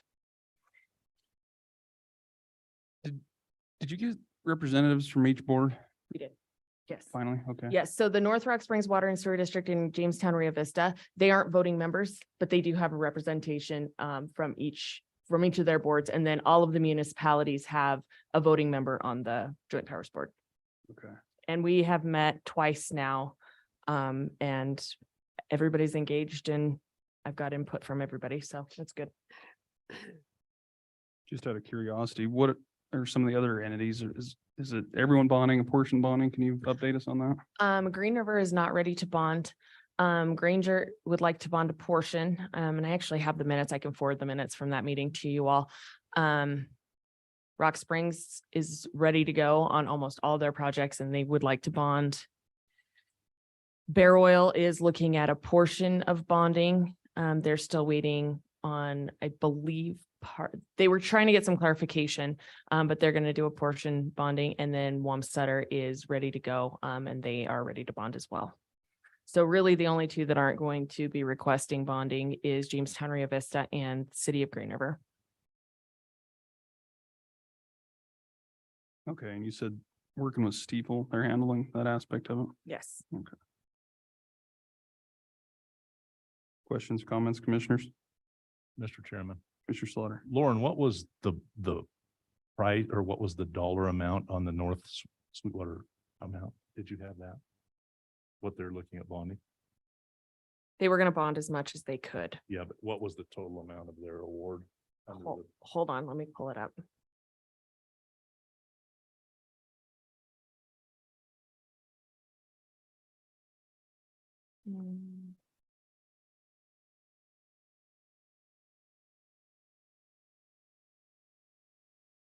Sorry, it's on the county website, so I'm digging in there right now to get it.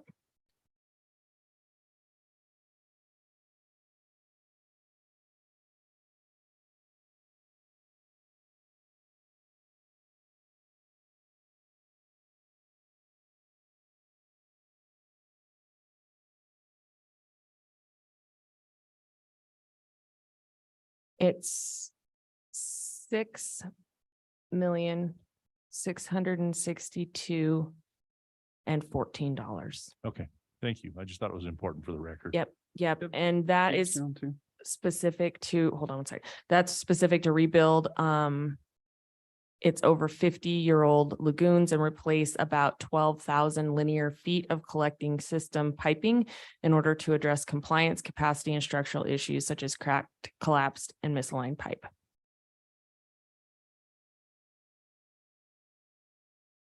Remind me what Jamestown's amount was?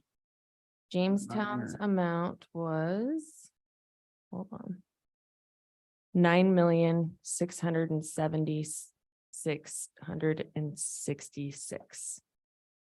And that's for the installation of a sewer trunk line through the district to connect to the City of Green River sewer system. So in your conversations with Steeple, I mean, what's the bonding looking like? Is it, as far as rates go? Do you have any of that information? I do. So it depends on the total amount bonded. And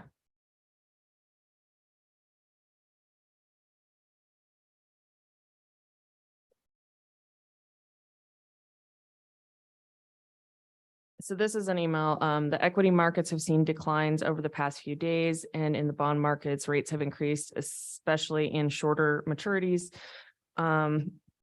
For example, the 3-month US Treasury note has increased its yield to 5.36% compared to 5.12% 1 month ago. Tax exempt rates have increased as well across the yield curve, as shown in attached market update.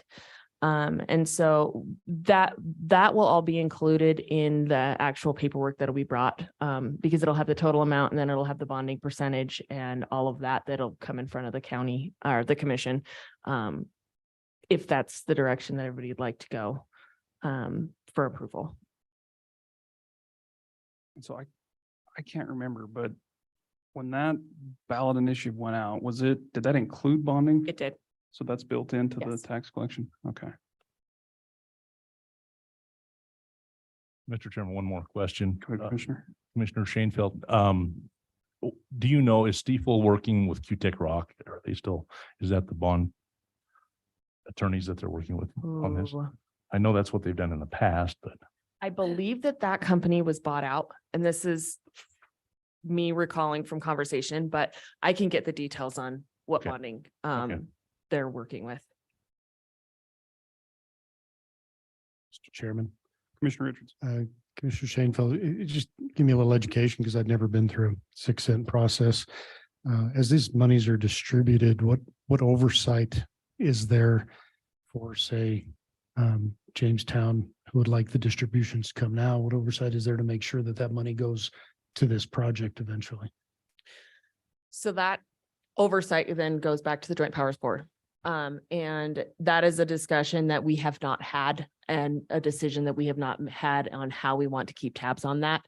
My suggestion to the board will actually be having some sort of balance sheet back and progress reports and updates from each of these different projects.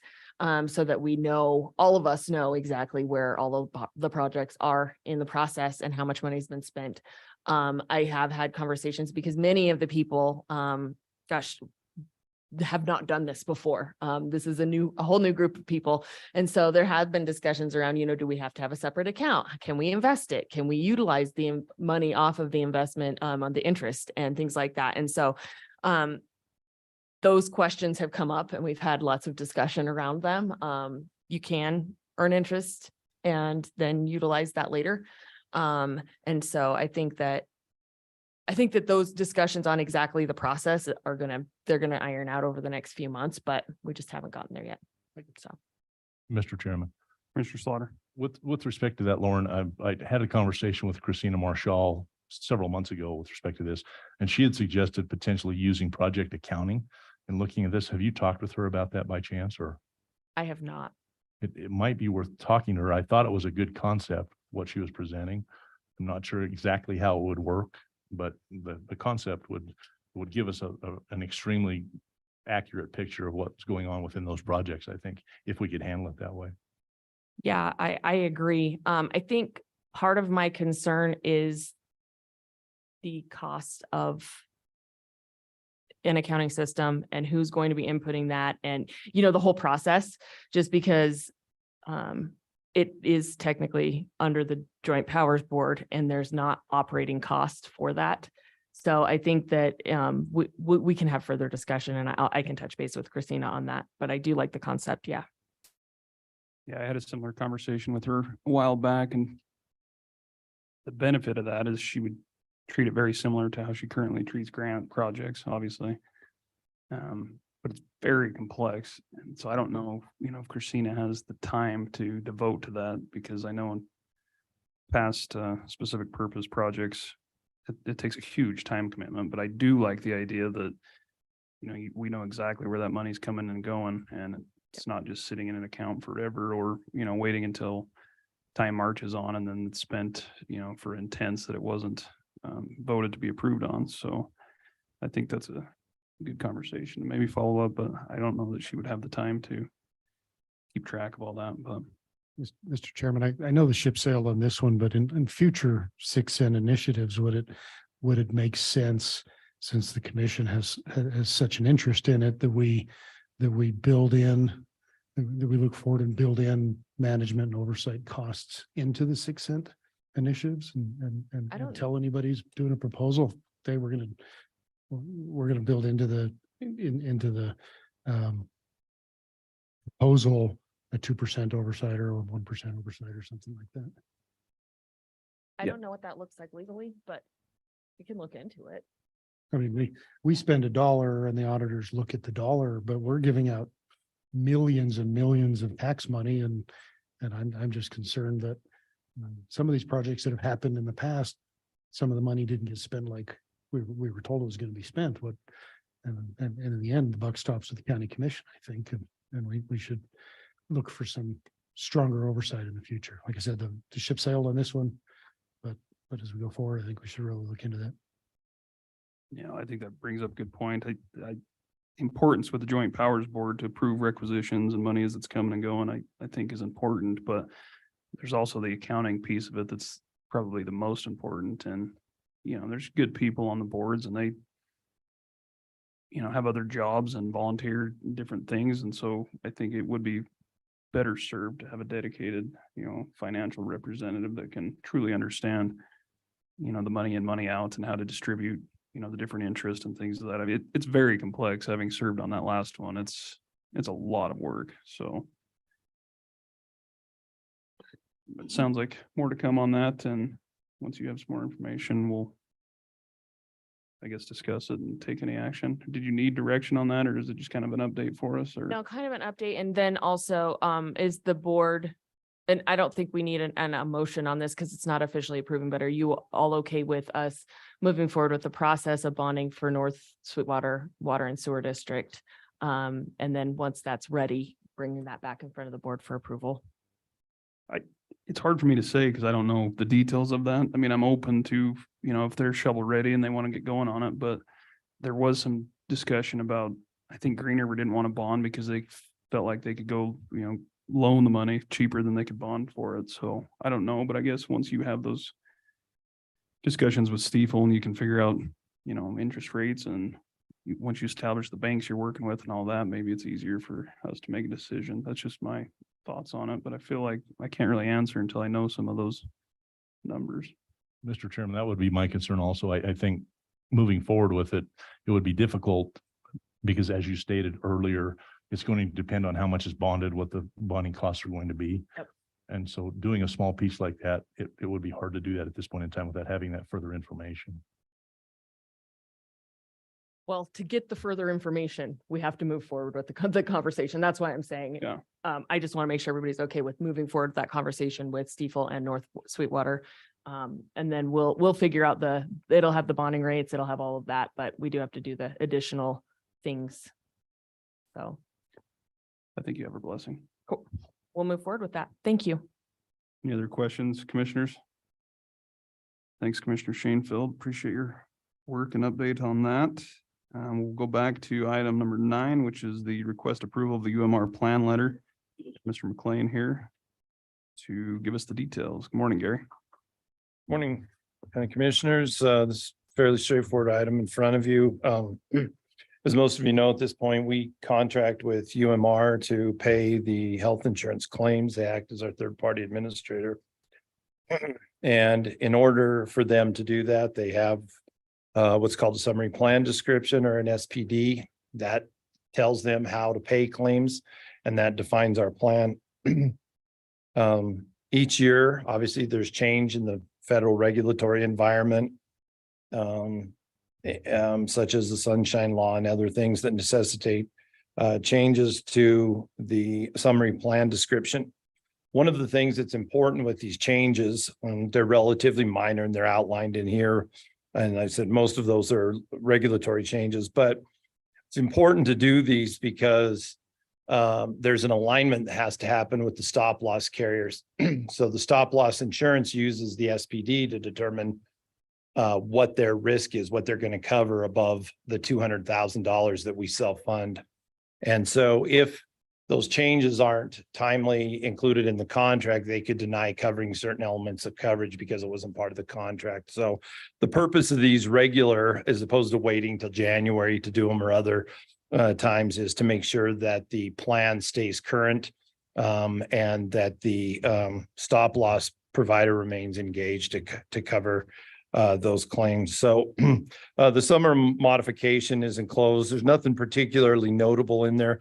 Most of these have to do with regulatory changes or, using more things like teledoc or other things that keep the plan and the plan documents current with current medical delivery practices. So if there's any specific questions, I'd be happy to address them at this time.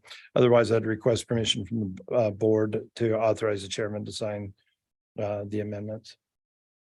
Thanks, Gary. Any questions, commissioners? Hearing none, what is your pleasure? Mr. Chairman, I would make a motion to approve the 2023 UMR plan acceptance letter. Does the chairman have to be authorized to sign? Yes. And to authorize the chairman to sign? Thanks, Commissioner. We have a motion to approve the UMR plan letter by Commissioner Toman. Do we have a second? Second. Second by Commissioner Slaughter. Any further discussion? Hearing none, all those in favor signify by saying aye. Aye. Aye. Opposed, nay. Motion's unanimous. Thank you. Thanks, Gary. Next, we have item 11, which is the WCCA building loan payoff proposal discussion. As you all might recall, during Commissioner Richards' report 2 weeks ago, he had attended the spring conference up in Douglas for us. And part of that discussion there was a proposal from the WCCA relative to paying off their building early.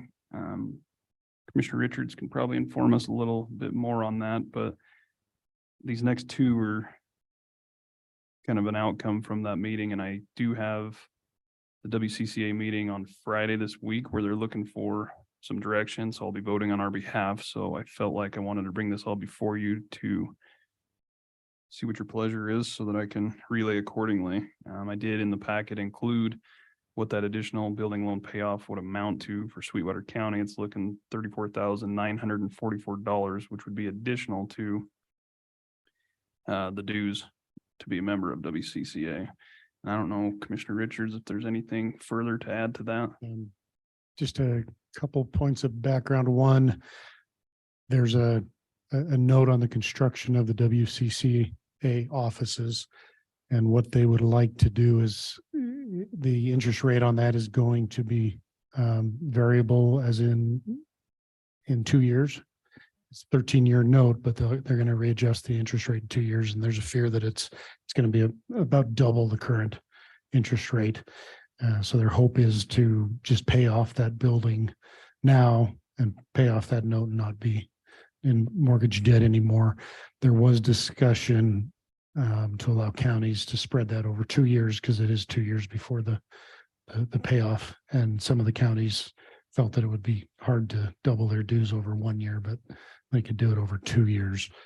I don't know this particular interest rates.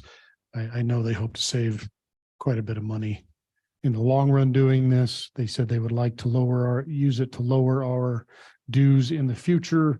But then the vice chairman said, well, but we could also put money into other projects. So I think if we're going to pay the extra dues, it needs to lower our dues in the future and not be used for new projects. So that'd be my advice. I'm not opposed to the additional assessment if it saves us money in the long term, but not if they're just going to free up that money to use for something else.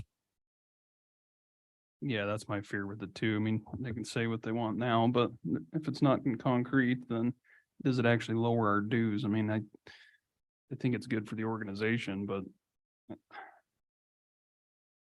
another 35,000 ask is. But Mr. Chair, I So also much think to we're me. mentioning, regardless of what our vote is, the board could decide to assess this. And if we want to continue to be members, we have to pay it. Yeah. Any other feedback on that, commissioners?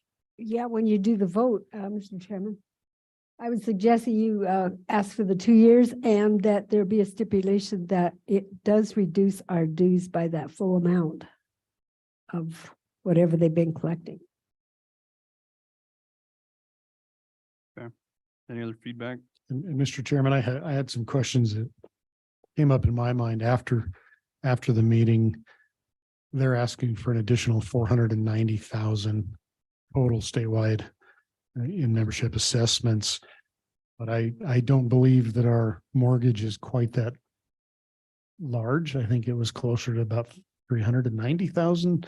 So I would ask what the additional 100,000 or so is for.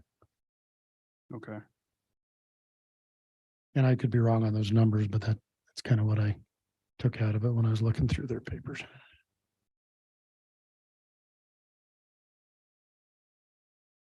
So basically what I'm gathering is there would be interest if it was spread out over a 2-year period, so long as they do reduce our membership dues. But also we would like clarification on the 490 versus the actual mortgage and kind of go from there. Everyone good with that? Okay. Yep. I will address that Friday and update you all at our next meeting. Appreciate the feedback. The next item was discussion regarding voluntary assessment, the NACO WIR National Center for Public Lands and Counties. Hate to pin this one on Commissioner Richards, but he was there, so I think he probably understands it a little better than I on the rollout of what they're proposing here. Is that fair, Commissioner? Yeah, so what, as I put in my commissioner comments at the last meeting, the meeting before, I can't remember, all runs together now. What Mayor Bloomberg gave 150 million grant to Harvard to create a center to lobby and create policy on behalf of cities. And what NACO is attempting to do is take $15 million and create a center to lobby and create policy on behalf of public lands counties. And what they would like to do is every public lands counties take an amount equal to, not money from, but an amount equal to 1% of what we received in the, Would be called what is it, the ARPA tribal- pill. Yeah, ARPA pill. That's ARPA kind pill of what it money? is, but it's called tribal consistency fund. yes, that's the one. With the argument that they are actively lobbying to keep that money flowing to us, keep PILT money flowing to us. Because they're seeing that groups like Bloomberg's are fighting to get that money sent to urban areas instead of being dedicated to rural areas that actually have public lands. I can't say one way or the other whether it's the right thing to do. Clearly, NACO does work on behalf of counties like ours. Mary would probably have a better insight to the need or whether this is really worth it. I'm open to you guys' opinions on it. Well, Mr. Chairman, Commissioner Toma. when I was at National in February, they promoted it. And then when I went to WIR in St. George, mid-May, I asked the Wyoming people, there were 8 of us there, and John Espy is the new chairman of the Western Interstate Region. They said absolutely they wanted our support.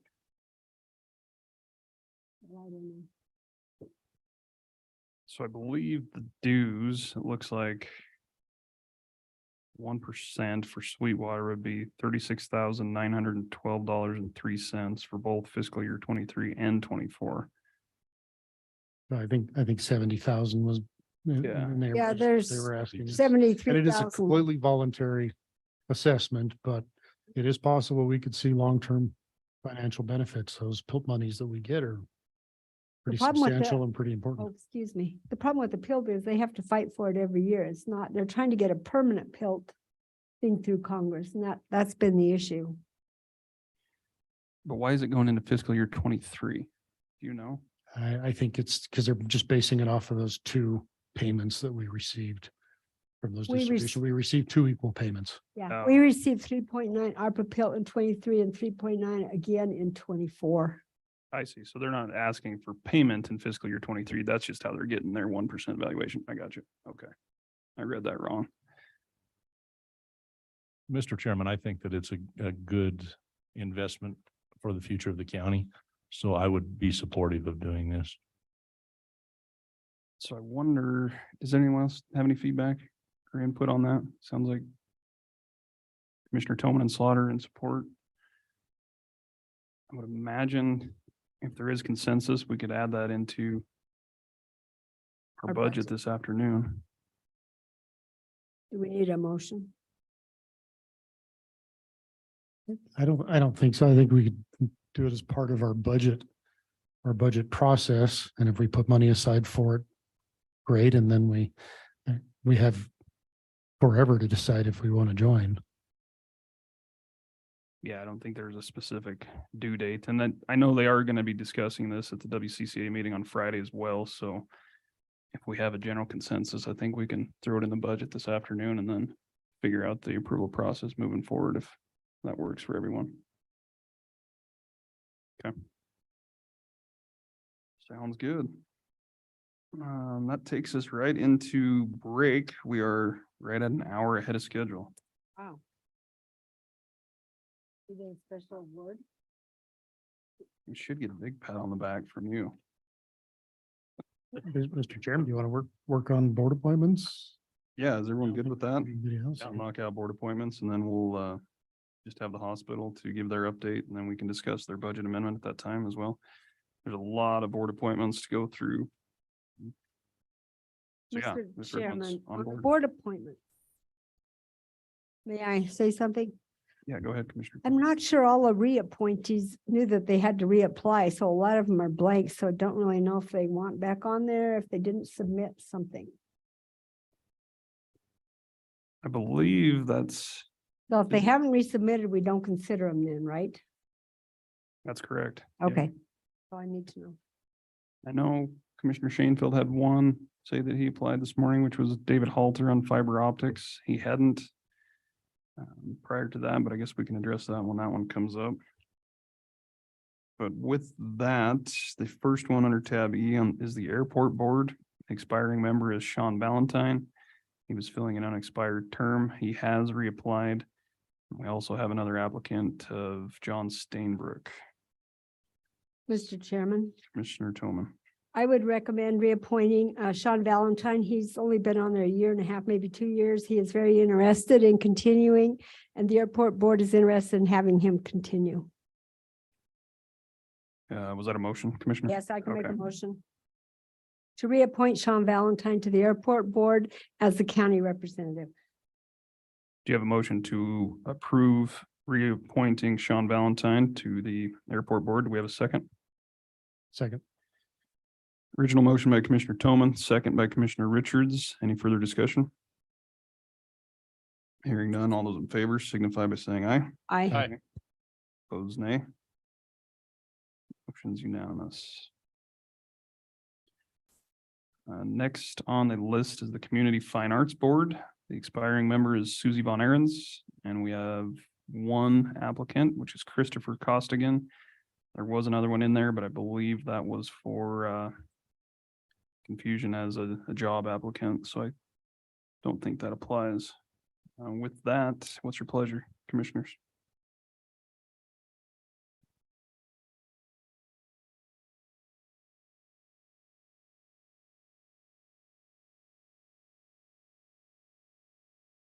Mr. Chairman, Christopher Costigan's application was actually received in January of 2021.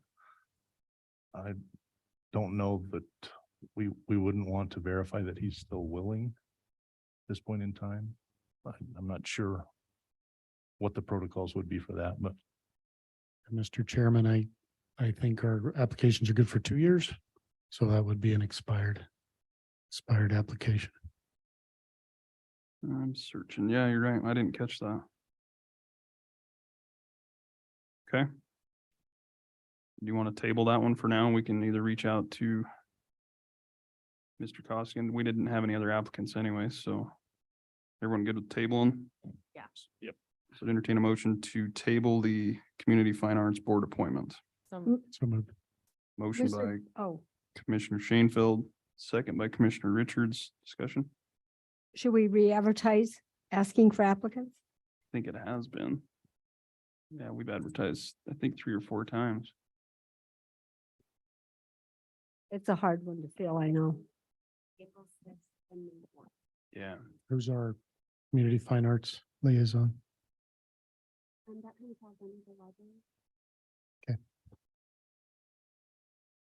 We did have a motion and a second.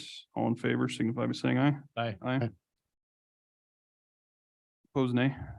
Okay, motion's unanimous. We'll table that one for now until we get further clarification. Next was the Fiber Optics Board. Expiring member is David Halter. We believe he has reapplied as of this morning. Other applicants, Richard Brickner, Anthony Legary, and David Duncan. Commissioner Shanefield, did you have any input on this as liaison? yeah, thanks, Mr. Chairman. David Halter has been the chair of that board for a number of years, and he's done a very good job, in my opinion, and I would recommend reappointing him. That can be my motion. So we do Second. have a motion by Commissioner Shanefield to reappoint David Halter to the Fiber Optics Board. Got a second by Commissioner Richards. Is there any discussion on that? Hearing none, all those in favor signify by saying aye. Aye. Aye. Opposed, nay. Motion's unanimous. Next up is the Library Board. Expiring member is Brenda Casey. We do not have a reapplication for this position. Other applicants, Michelle Young, Yulia Ermakova. Yeah, slaughtered that one. Jennifer Vagors, Christy Be careful Hill. with that. will you? I knew that was coming. Morgan Whiting, Mary Berry, and Carrie Quickenden. Commissioner Richards, got any input as liaison there? Mr. Chairman, and Brenda Casey did not reapply. She's done 2 full terms and wanted to take a break. I had a good discussion with Jennifer Vagers yesterday, and I think she would be a good addition to that board. Strong advocate for First Amendment rights and very organized person. So I would move to appoint Jennifer Vagers to the library board. Have a motion to approve Jennifer Vagors to the library board. Do we have a second? Second. Original motion by Commissioner Richards, second by Commissioner Slaughter. Any discussion? Hearing none, all those in favor signify by saying aye. Aye. Opposed, nay. Motion's unanimous. Next, we have the Memorial Hospital of Sweetwater County Board of Trustees. The expiring member is Ed Tardoni. Mr. Tardoni has not reapplied. Applicants on file are Craig Rude, Monique Marcel, Renee Muniz, and Taylor Carroll. Mr. Tardoni did send an email, I think it was a letter to Commissioner Slaughter and I a month or 2 ago that he's enjoyed his time, but he'd like to move on. So I just wanted to recognize him. He came onto that board at a pretty pivotal time during some very important hospital changes. So I thank him for his service and I appreciate the letter. Commissioner Slaughter, as liaison, do you have any input on this one? Yeah, Mr. Chairman, I would like to echo the thanks for Ed Tardoni. In my short time as being liaison with hospital, it's apparent he has really been effective in a leadership role on that board, and he will be very much missed. His engineering background has been very vital to a lot of the things that they've done, and his input has been very, very important.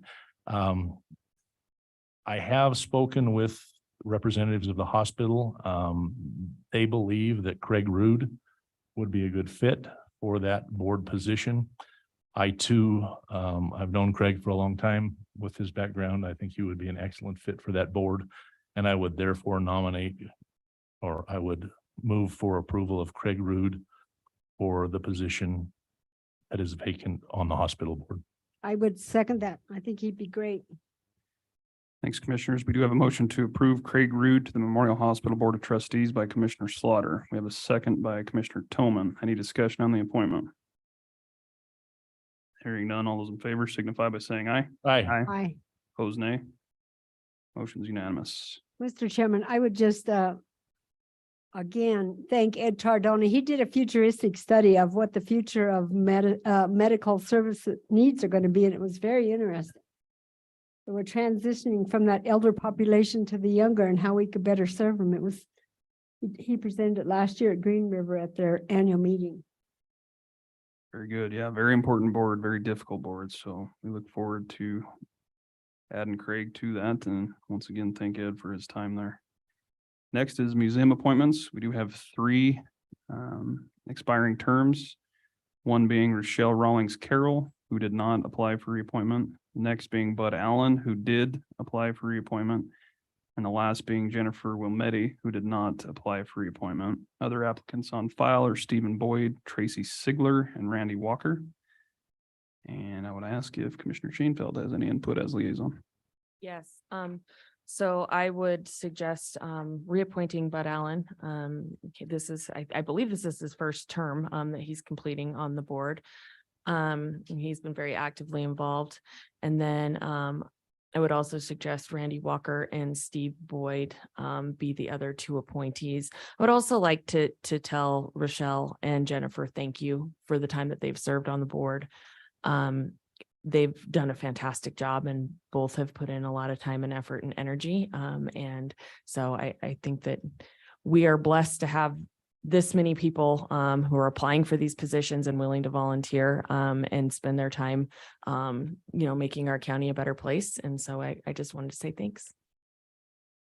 Mr. Chairman, I cannot find Mr. Walker in the voter registration list. I believe you must be no, the museum board does not require you to be a qualified elector. I don't think so. No. They do not. That one probably He's does. served on the museum board before. That's Yeah. why. But Yeah. Some people let their registrations lapse though. Yeah. so, That, but that I don't one's think a it's an little- issue on the museum board, so. I don't think so either. His residency might, I don't know if he's still claiming residency in Green River or Manila. His application stated Green River. And this is, his is a recent application. They actually reached out to him and asked him if he'd be willing to apply again to serve on their board. Yeah, his application was April 17th of this year, so. Okay. It's very new. And I know each of those three, I think all three of them would be excellent in that capacity. John, can I combine all three of those into one motion, or should I separate them all? I think it would be good in this particular case to separate them out. Okay. Mr. Chairman, Commissioner Shanefield. I'll make a motion to reappoint Bud Allen to the museum board. Second.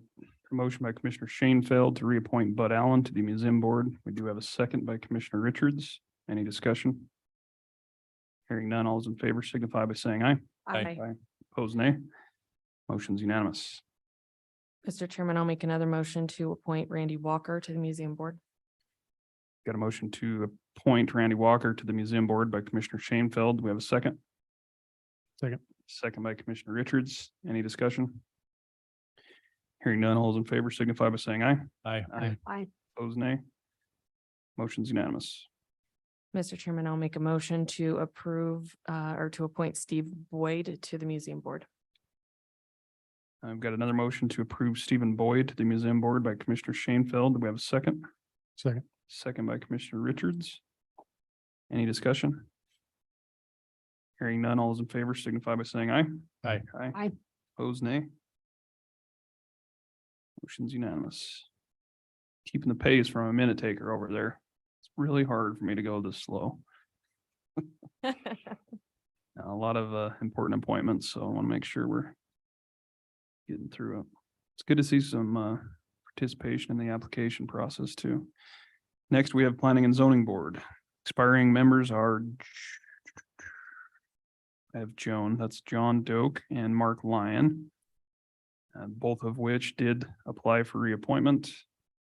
Other applicants on file are Elizabeth Kuntz, Jenny Melvin, and Les Frommel. And Commissioner Richards, I'll let you start that conversation. Mr. Chairman, both John Doak and Mark Lyon serve currently on the Planning and Zoning Commission, and they're both great assets to that commission. So I would move to reappoint both John Doak and Mark Lyon to the Planning and Zoning Commission. Mr. Chairman, I would second that. They've done a great job. Thank you, guys. So we'll go ahead and separate those out too, just like we did with the museum. If you're good with that, Commissioner, we'll that's go ahead and reappoint John Doak as via motion by Commissioner Richards. We have a second on that reappointment by Commissioner Toman. Any discussion? Hearing none, all those in favor signify by saying aye. Aye. Aye. Opposed, nay. And on Mark Lyon, we have a motion by Commissioner Richards to reappoint Mark Lyon to the Planning and Zoning Commission. Do we have a second? I could second that. Second by Commissioner Toman. Any discussion? Hearing none, all those in favor signify by saying aye. Aye. Opposed, nay. Yeah, those are two very good board members, very dedicated and involved on another very important board. So I thank them for their service and willingness to continue. Next is the Predatory Animal Board. The expiring term is Angela Wilson, who has applied for reappointment. Other applicants on file are Ron Noble and Blaine Saunders. Does anyone have any input on the Predatory Animal Board? Mr. Chairman, I would reappoint Angela Wilson. I did visit with her. She's very interested in serving another term. Yes, very dedicated member on a few of the county boards. We do have a motion to reappoint Angela Wilson to the Predatory Animal Board by Commissioner Toman. Do we have a second? Second. Second by Commissioner Richards. Any discussion on the appointment? Hearing none, all those in favor signify by saying aye. Aye. Aye. Opposed, nay. Motion's unanimous.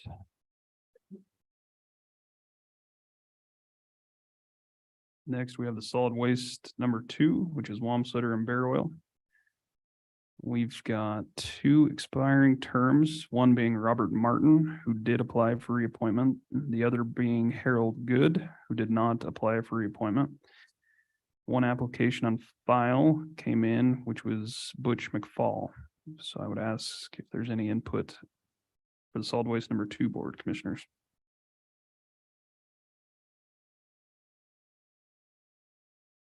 Did Mr. McFall's get sent out to us? I don't have. I believe that was one Sally sent out yesterday, maybe, that came out via email. Let me go back.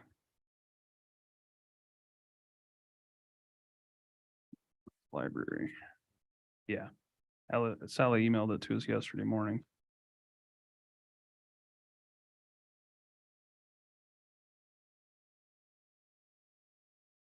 It's from Bear Oil.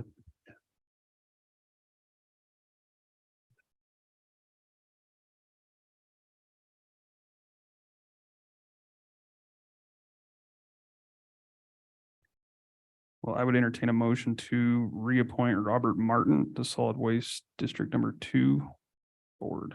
So moved. Motion to approve Robert Martin by Commissioner Slaughter. We have a second by Commissioner Second. Richards. Any discussion on the reappointment? Hearing none, all in favor signify by saying aye. Aye. Opposed, nay.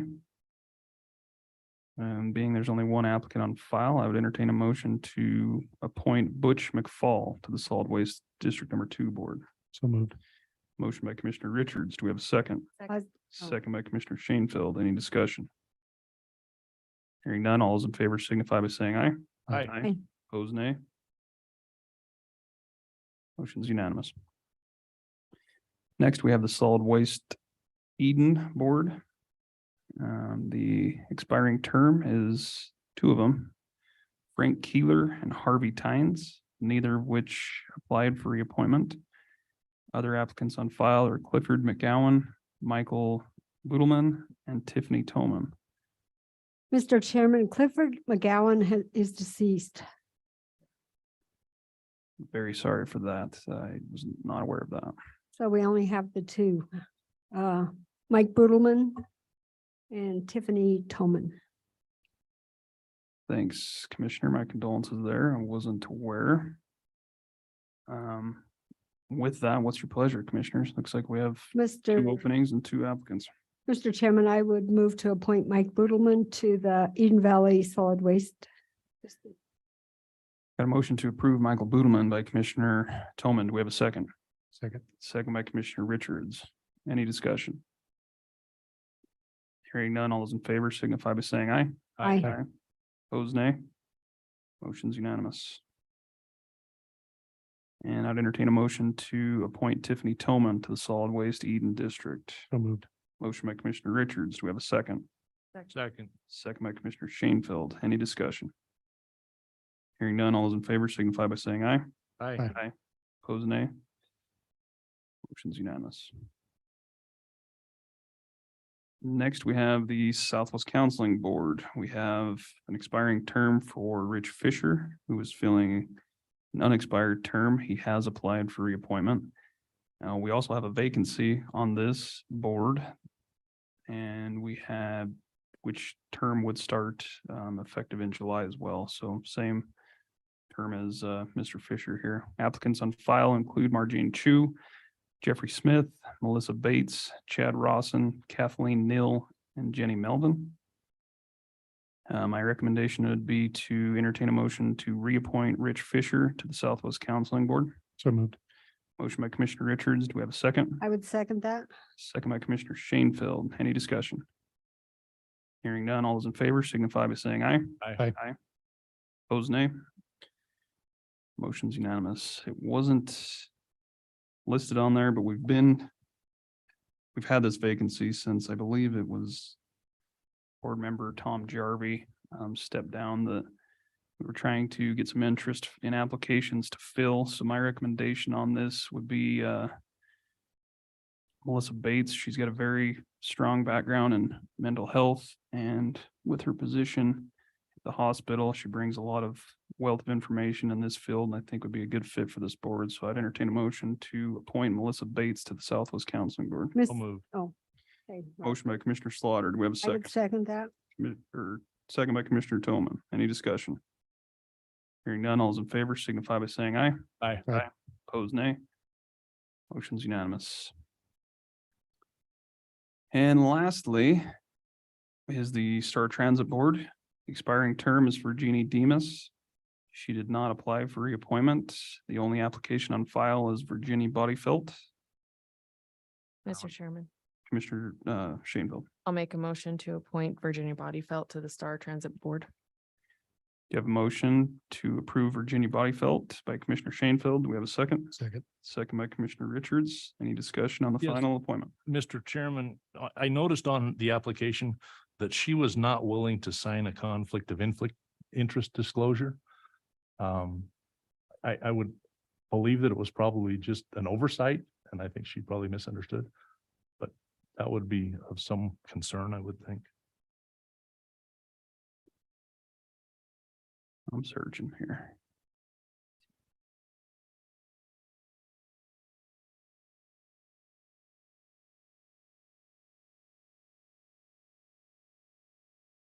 Mine says that she is Commissioner. What, Mine does too.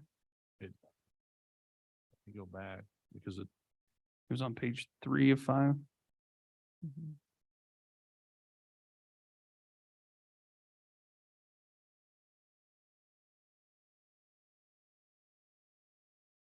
Oh, I'm sorry. I miss under whatever.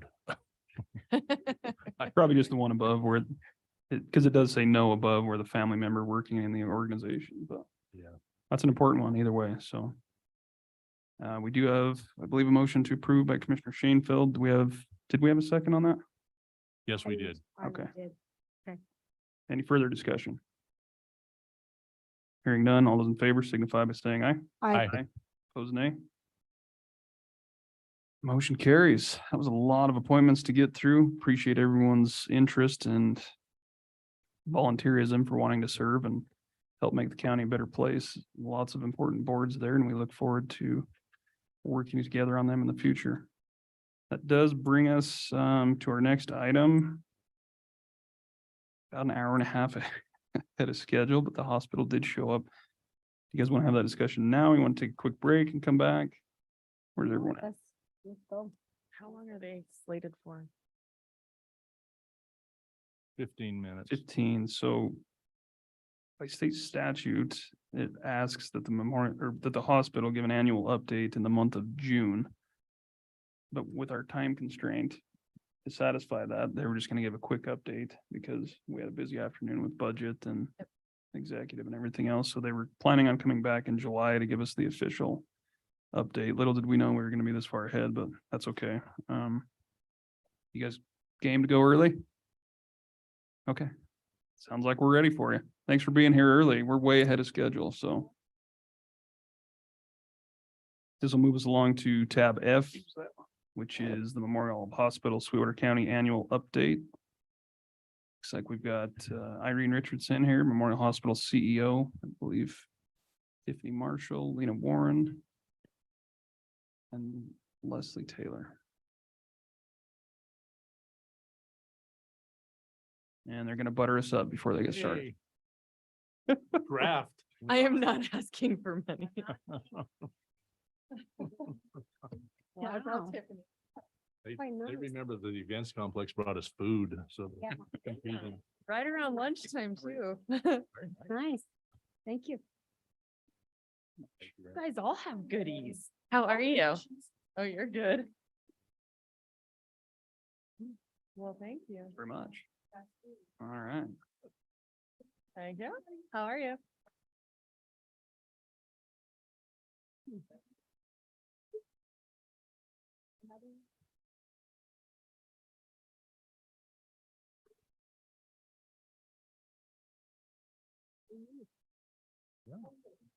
Sorry about that. Took an hour and a half. didn't it? No, you're good. We're ahead of schedule, so we can accommodate too.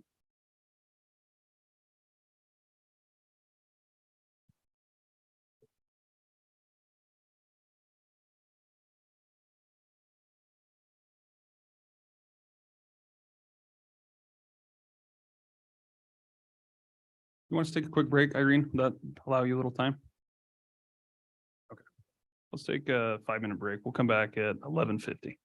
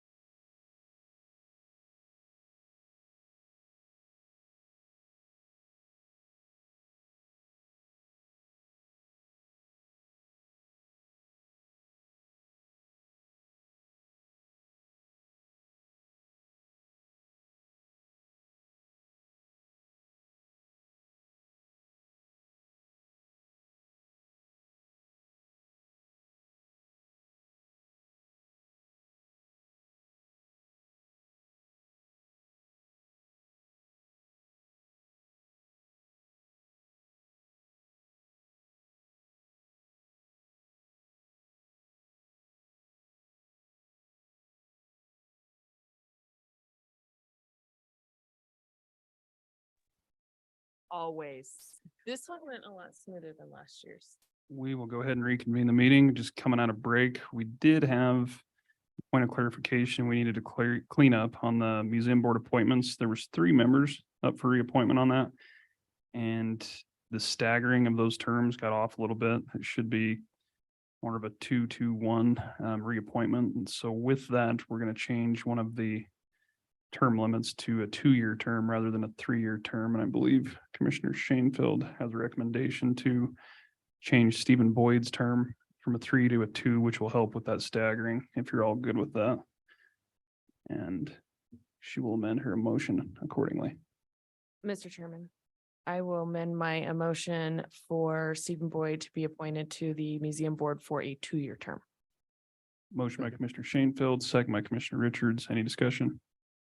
Hearing none, all in favor signify by saying aye. Aye. Those nay.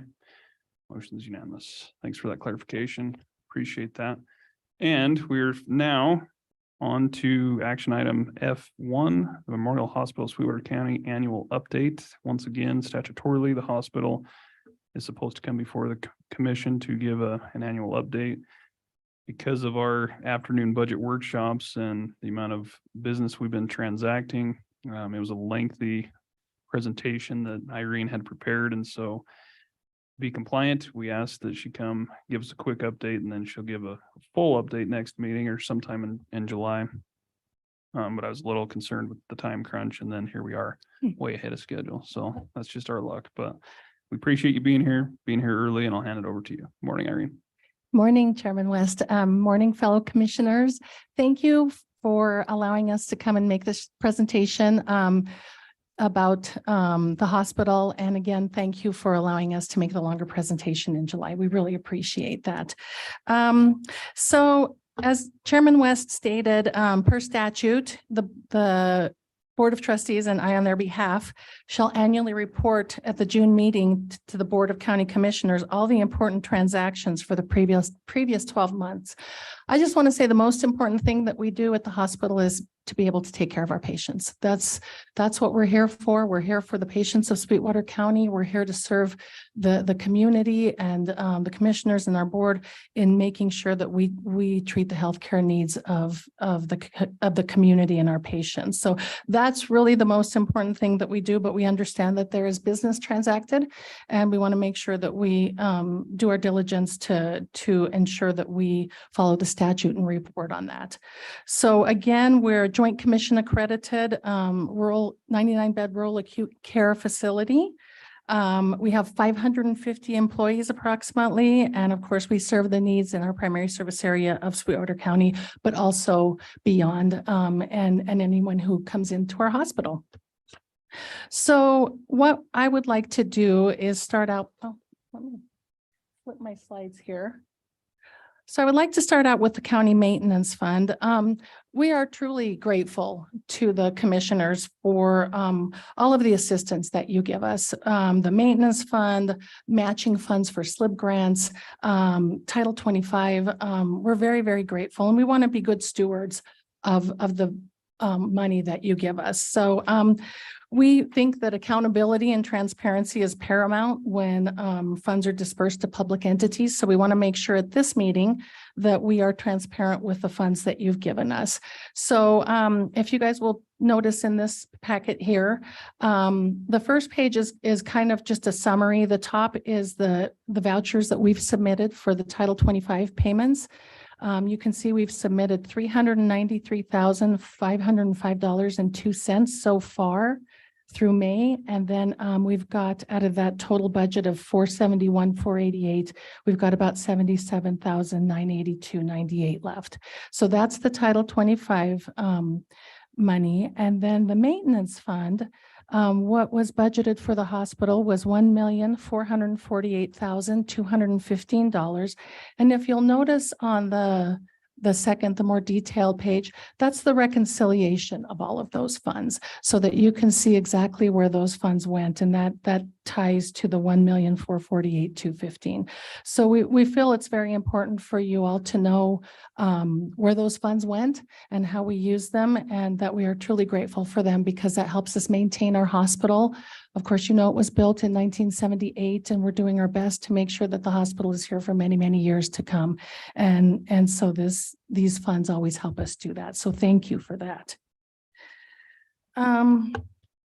Just a quick update on our Board of Trustees. We have Barbara Sawada, who is our board president, Taylor Jones, who is our vice president, Candy Pendleton, who is our secretary, Ed Tardoni, who is our treasurer, and Marty Kelsey. And then, of course, our county commissioner liaison, Rob Slaughter. Cheering section. And I want to take a quick few minutes to introduce my team who came with me. So Leslie Taylor, she is our director of our Sweetwater Memorial Specialty Clinic. Tiffany Marshall is the executive director of our MHSC Foundation. And Lena Warren is our director of community outreach and volunteer services. So I'm really grateful that, that they were able to come here and accompany me. Our leadership team, our executive leadership team, I am the chief executive officer, our chief clinical officer, Carrie Quickenden, our chief financial officer, Tammy Love, chief nursing officer, Ann Clevenger, and chief medical officer, Dr. Melinda Poyer.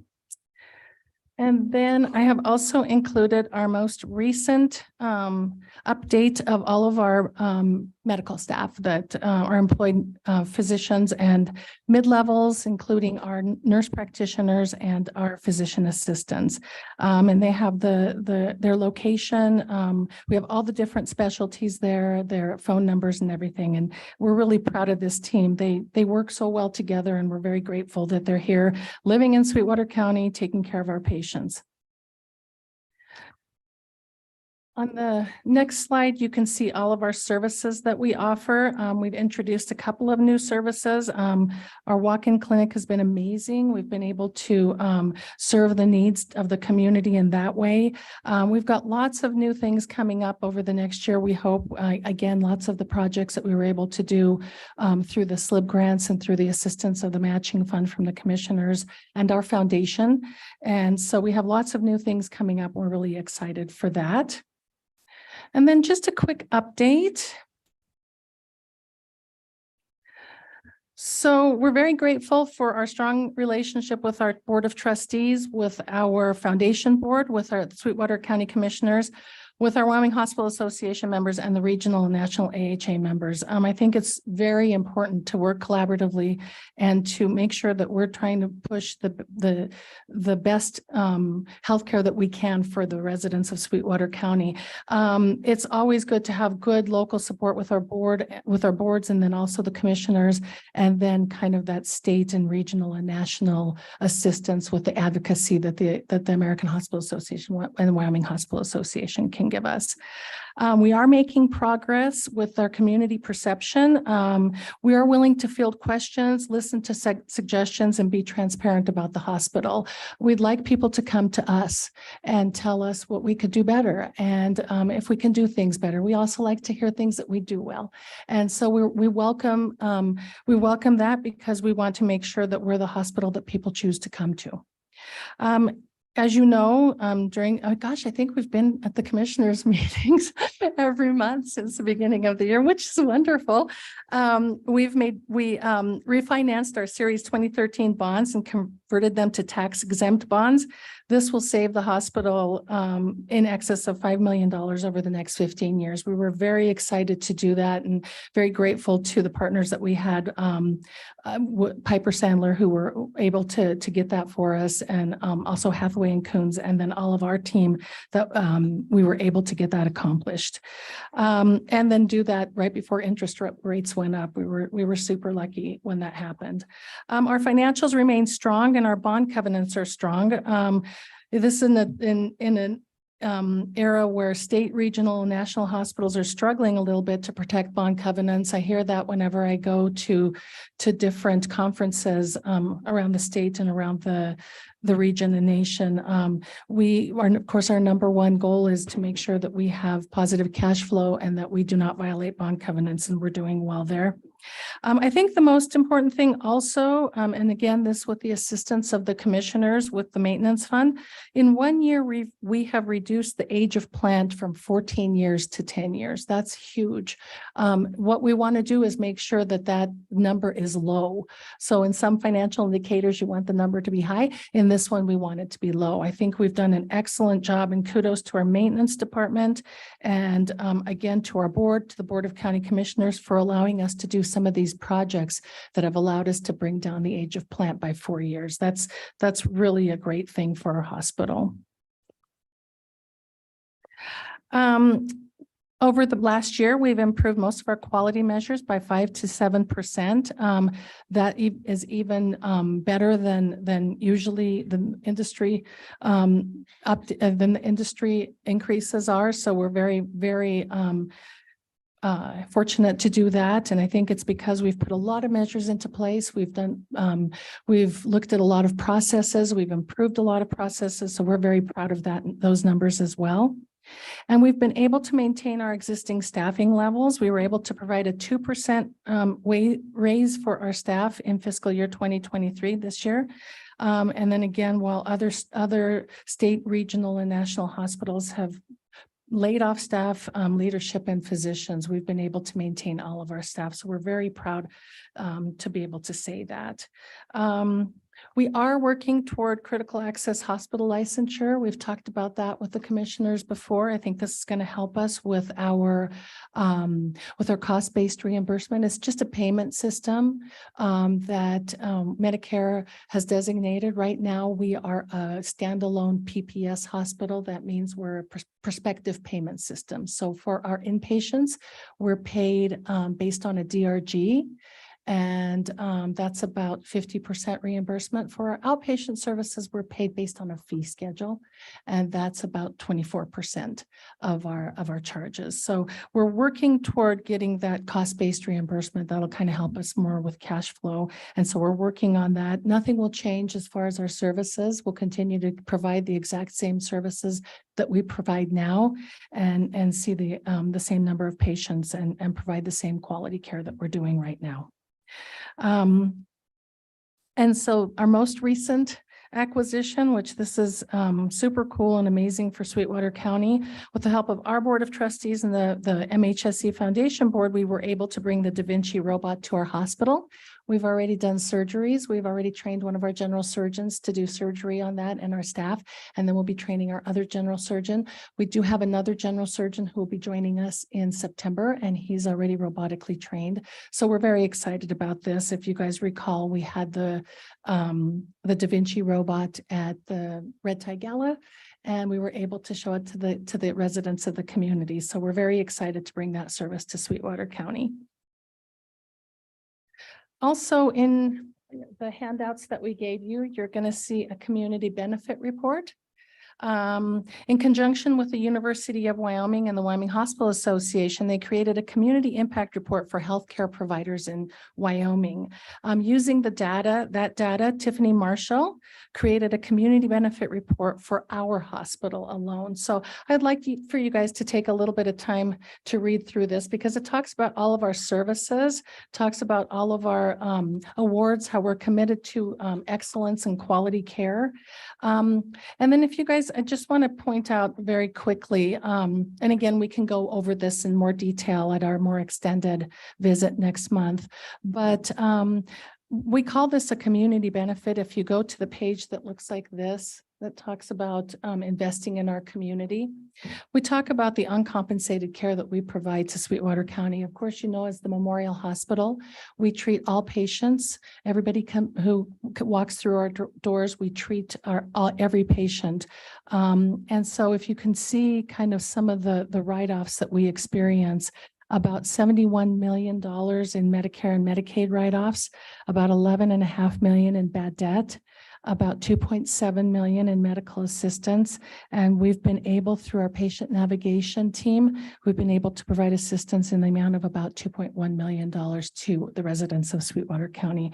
So a total of about $87.5 million that we provide in benefit to the community, that we are happy to do so that we can make sure that all residents get the health care that they need.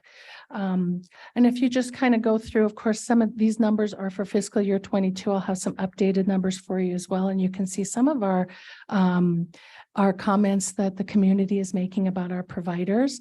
You can see kind of some of the dollar impacts. Of course, you know, we have the jobs that have been created for Sweetwater County, the salaries that have been paid to our staff, and then the impact that that has. And then if you go to this page as well, it's almost the end of the pamphlet. It talks about the economic contributions. So through direct labor income, we have about $38 million, and indirect labor income, that's about 11.4 million. And then induced employment is about 4.3 million. And then total employment is about almost 60 million. And then the tax implications just from what we provide, the benefit that we provide is $995,000. So almost $1 million that we contribute in taxes from the hospital. So please take some time to read through this. If you have any questions, please reach out and ask me, or else you can save them up for me next time. It's a wonderful pamphlet that Tiffany put together for us. So take some time to look at it. And then I also have the full detailed report if anybody would like to see that as well. I can bring that next time.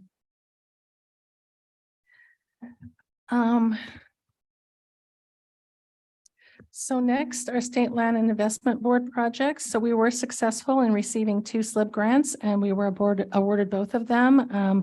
We put together a team that included maintenance. We had fiscal services. We had Tiffany from the foundation, and we and then we looked at and Leslie. We talked about how we were able to see if we could get additional SLIB grants. Of course, these were matching grants, and the commissioners were very, very generous in helping us match those grants. So of course, the laboratory expansion, that's going to allow our patients to enter directly through the laboratory area in the front, and then for drive-through testing if that's necessary. And then our medical office building entrance remodel, and that's going to allow for more office or waiting room area on the first floor of the MOB. We have lots of specialties down there, and it's very, very busy, and we want to be able to increase that waiting area. Both projects have to be done by December of 2026. And of course, these are all through the state, and we are grateful again to the commissioners for their matching funds and to our foundation for the matching funds as well. So we're excited to bring on these 2 projects in the coming years. So this is my area where I'll go into a lot more detail. I asked my leaders to send me just a list of all the things that they did all year. I think it's really important for us to be able to have the opportunity, and I thank you for that, to be able to tell our community and our commissioners what we do at the hospital, because there are so many things that are going on there. So my leaders did submit reports, and I'm going to present the extended PowerPoint next month. And again, I appreciate the opportunity to do that. Just some quick updates on physician recruitment. We've successfully recruited the following physicians and providers and what we call our mid-level providers, physician assistants and nurse practitioners. Sean Rocky, he's a physician assistant, and he started in August of 2022. Dr. Cameron Kessler is a hospitalist, and he started in December of 2022. Julianne Forrester is a pediatric nurse practitioner, and she started in March of 2022. Dr. Kyle Hoffman is a general surgeon, and he's going to be starting in September of 2023. And then his wife, Dr. May Poundstone, is adult and pediatric hospitalist, and she'll be starting in September of 2023. And then we currently have searches open for OBGYN, for pediatrics, for urology and psychiatry. So we've got searches open for them as well. It's just been very, very difficult, especially post-pandemic, to be able to recruit physicians. This is not just unique to us. I think it's unique to all the hospitals in the state and in the nation, is what we're hearing. So we're doing our best to bring those specialties to the community. So just some statistics for you all.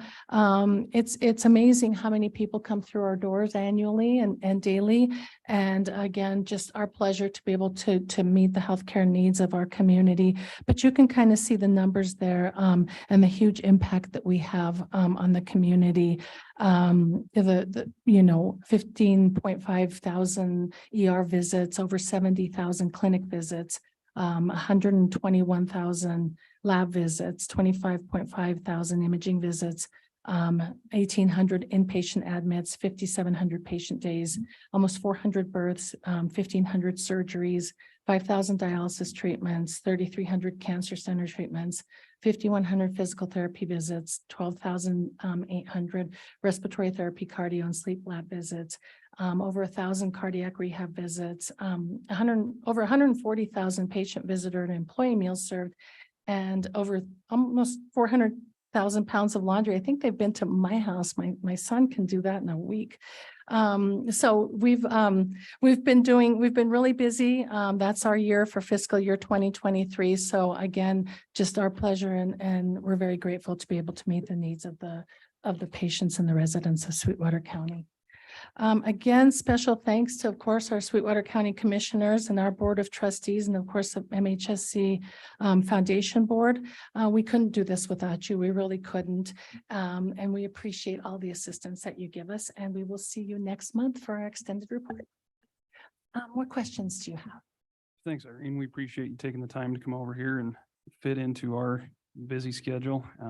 Appreciate the information. I can't express to you how much I appreciate the county voucher summary. I just think it's important, and you alluded to it in your opening statements of the importance with being transparent and the accountability behind all that. I know with, the $3 million that we approved for the lab expansion, we had some differing opinions on that, but you guys have been a great partner to work with. You've obviously done a lot of tremendous upgrades and with more to come in the future. But I just think the county voucher system each month for the maintenance works really well.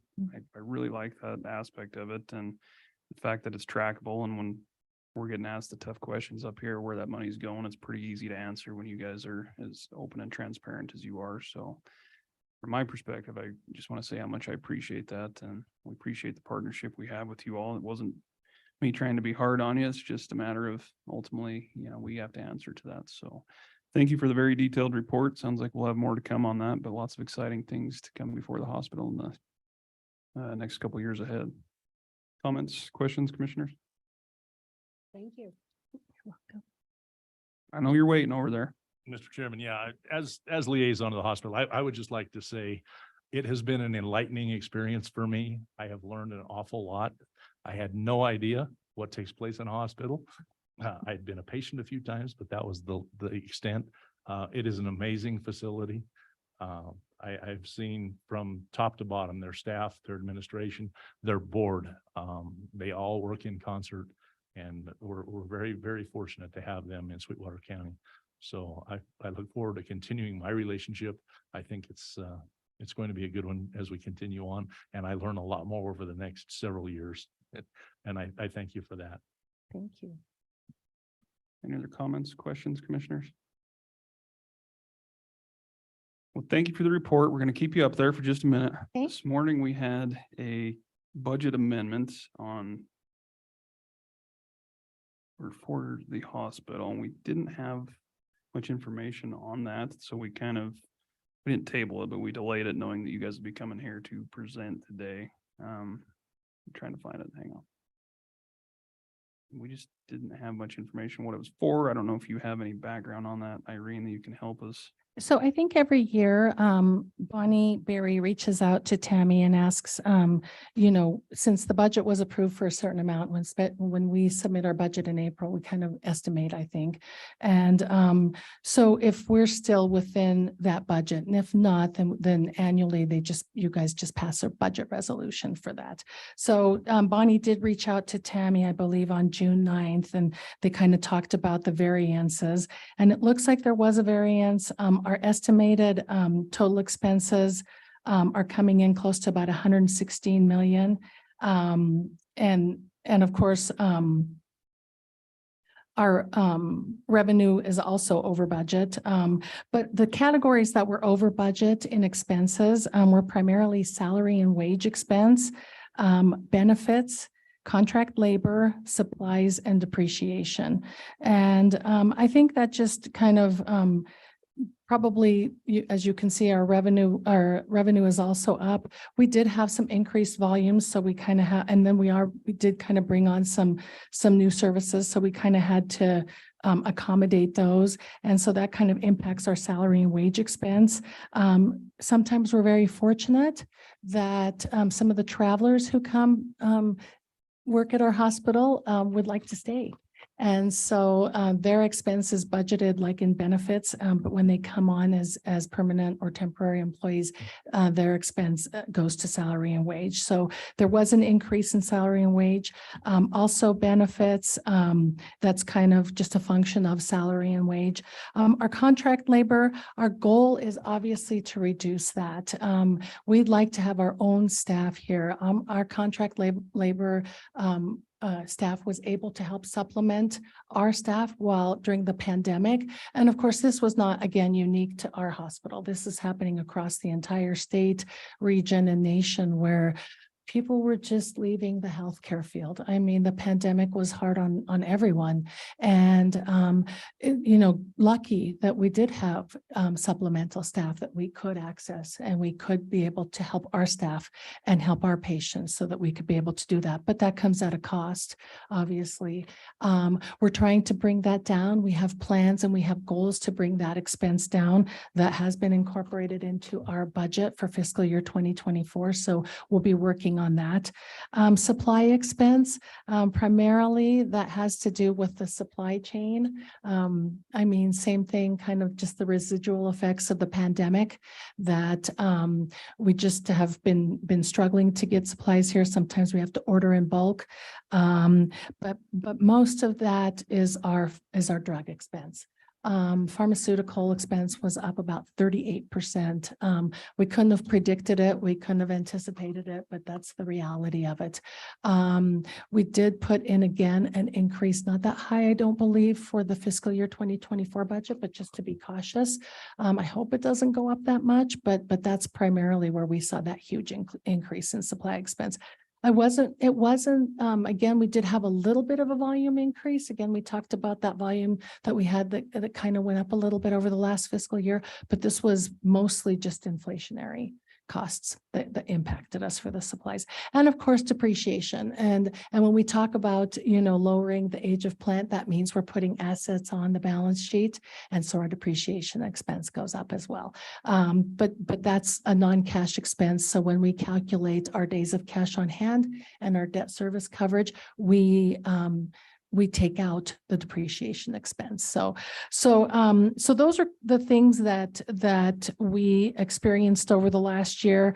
Again, what we want to make sure that we have, and our number one goal as the county hospital is to make sure that we can provide the healthcare needs to the patients and residents of Sweetwater County. We want to have cash flow from operations so that we can invest back into the organization. That's our goal. We want to make sure that we can invest back into our staff, into the facility, into equipment, capital equipment. And so that's what we're doing. So again, where you may see the increase in expenses, we also had kind of a commensurate increase or overage in revenue as well.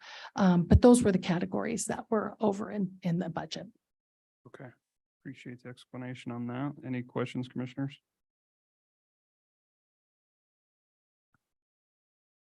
Well, Irene, we appreciate your time, and those of you in attendance as well for coming over today and giving us a quick update. We'll look forward to visiting with you again in July. I think it has been at least once a month. That's a good thing. We appreciate the relationship, and thanks for all you do for Sweetwater County. Okay. Thank you very much. We appreciate the relationship with the commissioners. We appreciate everything. Thank you. Thanks. Commissioners, we do need to go back with that explanation so I can find my original agenda. We already had the public hearing, but in regards to Resolution 2306 CL09 for the hospital's budget amendment, what is your pleasure? Chair. Commissioner Richards? Mr. Chairman, I'd move to approve resolution 23-06-CL-09 Sweetwater County Budget Amendment. Got a motion to approve by Commissioner Richards. Do we have a second? Second by Commissioner Shanefield. Any discussion? Hearing none, all those in favor signify by saying aye. Aye. Opposed, nay. Motion's unanimous. And with that, that completes everything but executive. We're still about an hour and 15 minutes ahead of schedule. You guys want to take lunch break? Mr. Chairman, I have some pizza in the office if anybody's interested, if you don't want to go offsite. Betcha. Thank you. See ya. It's not healthy pizza though. Yeah. Why don't we take about a 40-minute lunch then, if that's enough time for everyone? We can resume back with executive session at 1 o'clock. With that, we will go ahead and take a break. Yeah, you're welcome.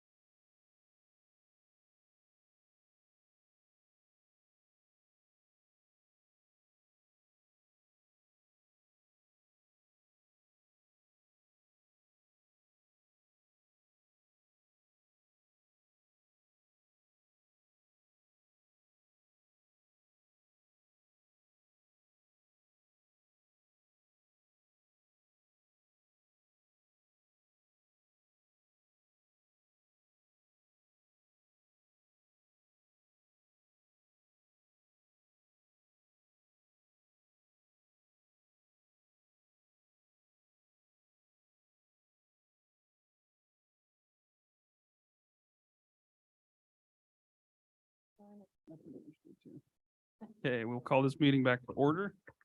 If I can find my agenda. Mhm. He's in the hallway. Yeah.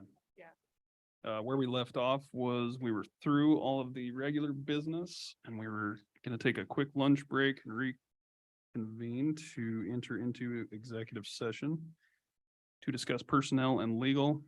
It's not anticipated we'll be taking action, but we might be. And with that, I'd entertain a motion to enter executive session to discuss personnel and legal. Mr. Chairman, Commissioner Richards, so moved. a motion by Commissioner Richards. Do we have a second? Second. Second by Commissioner Shanefield. Any discussion? Hearing none, all those in favor signify by saying aye. Aye. Aye. Opposed, nay. We're now in executive.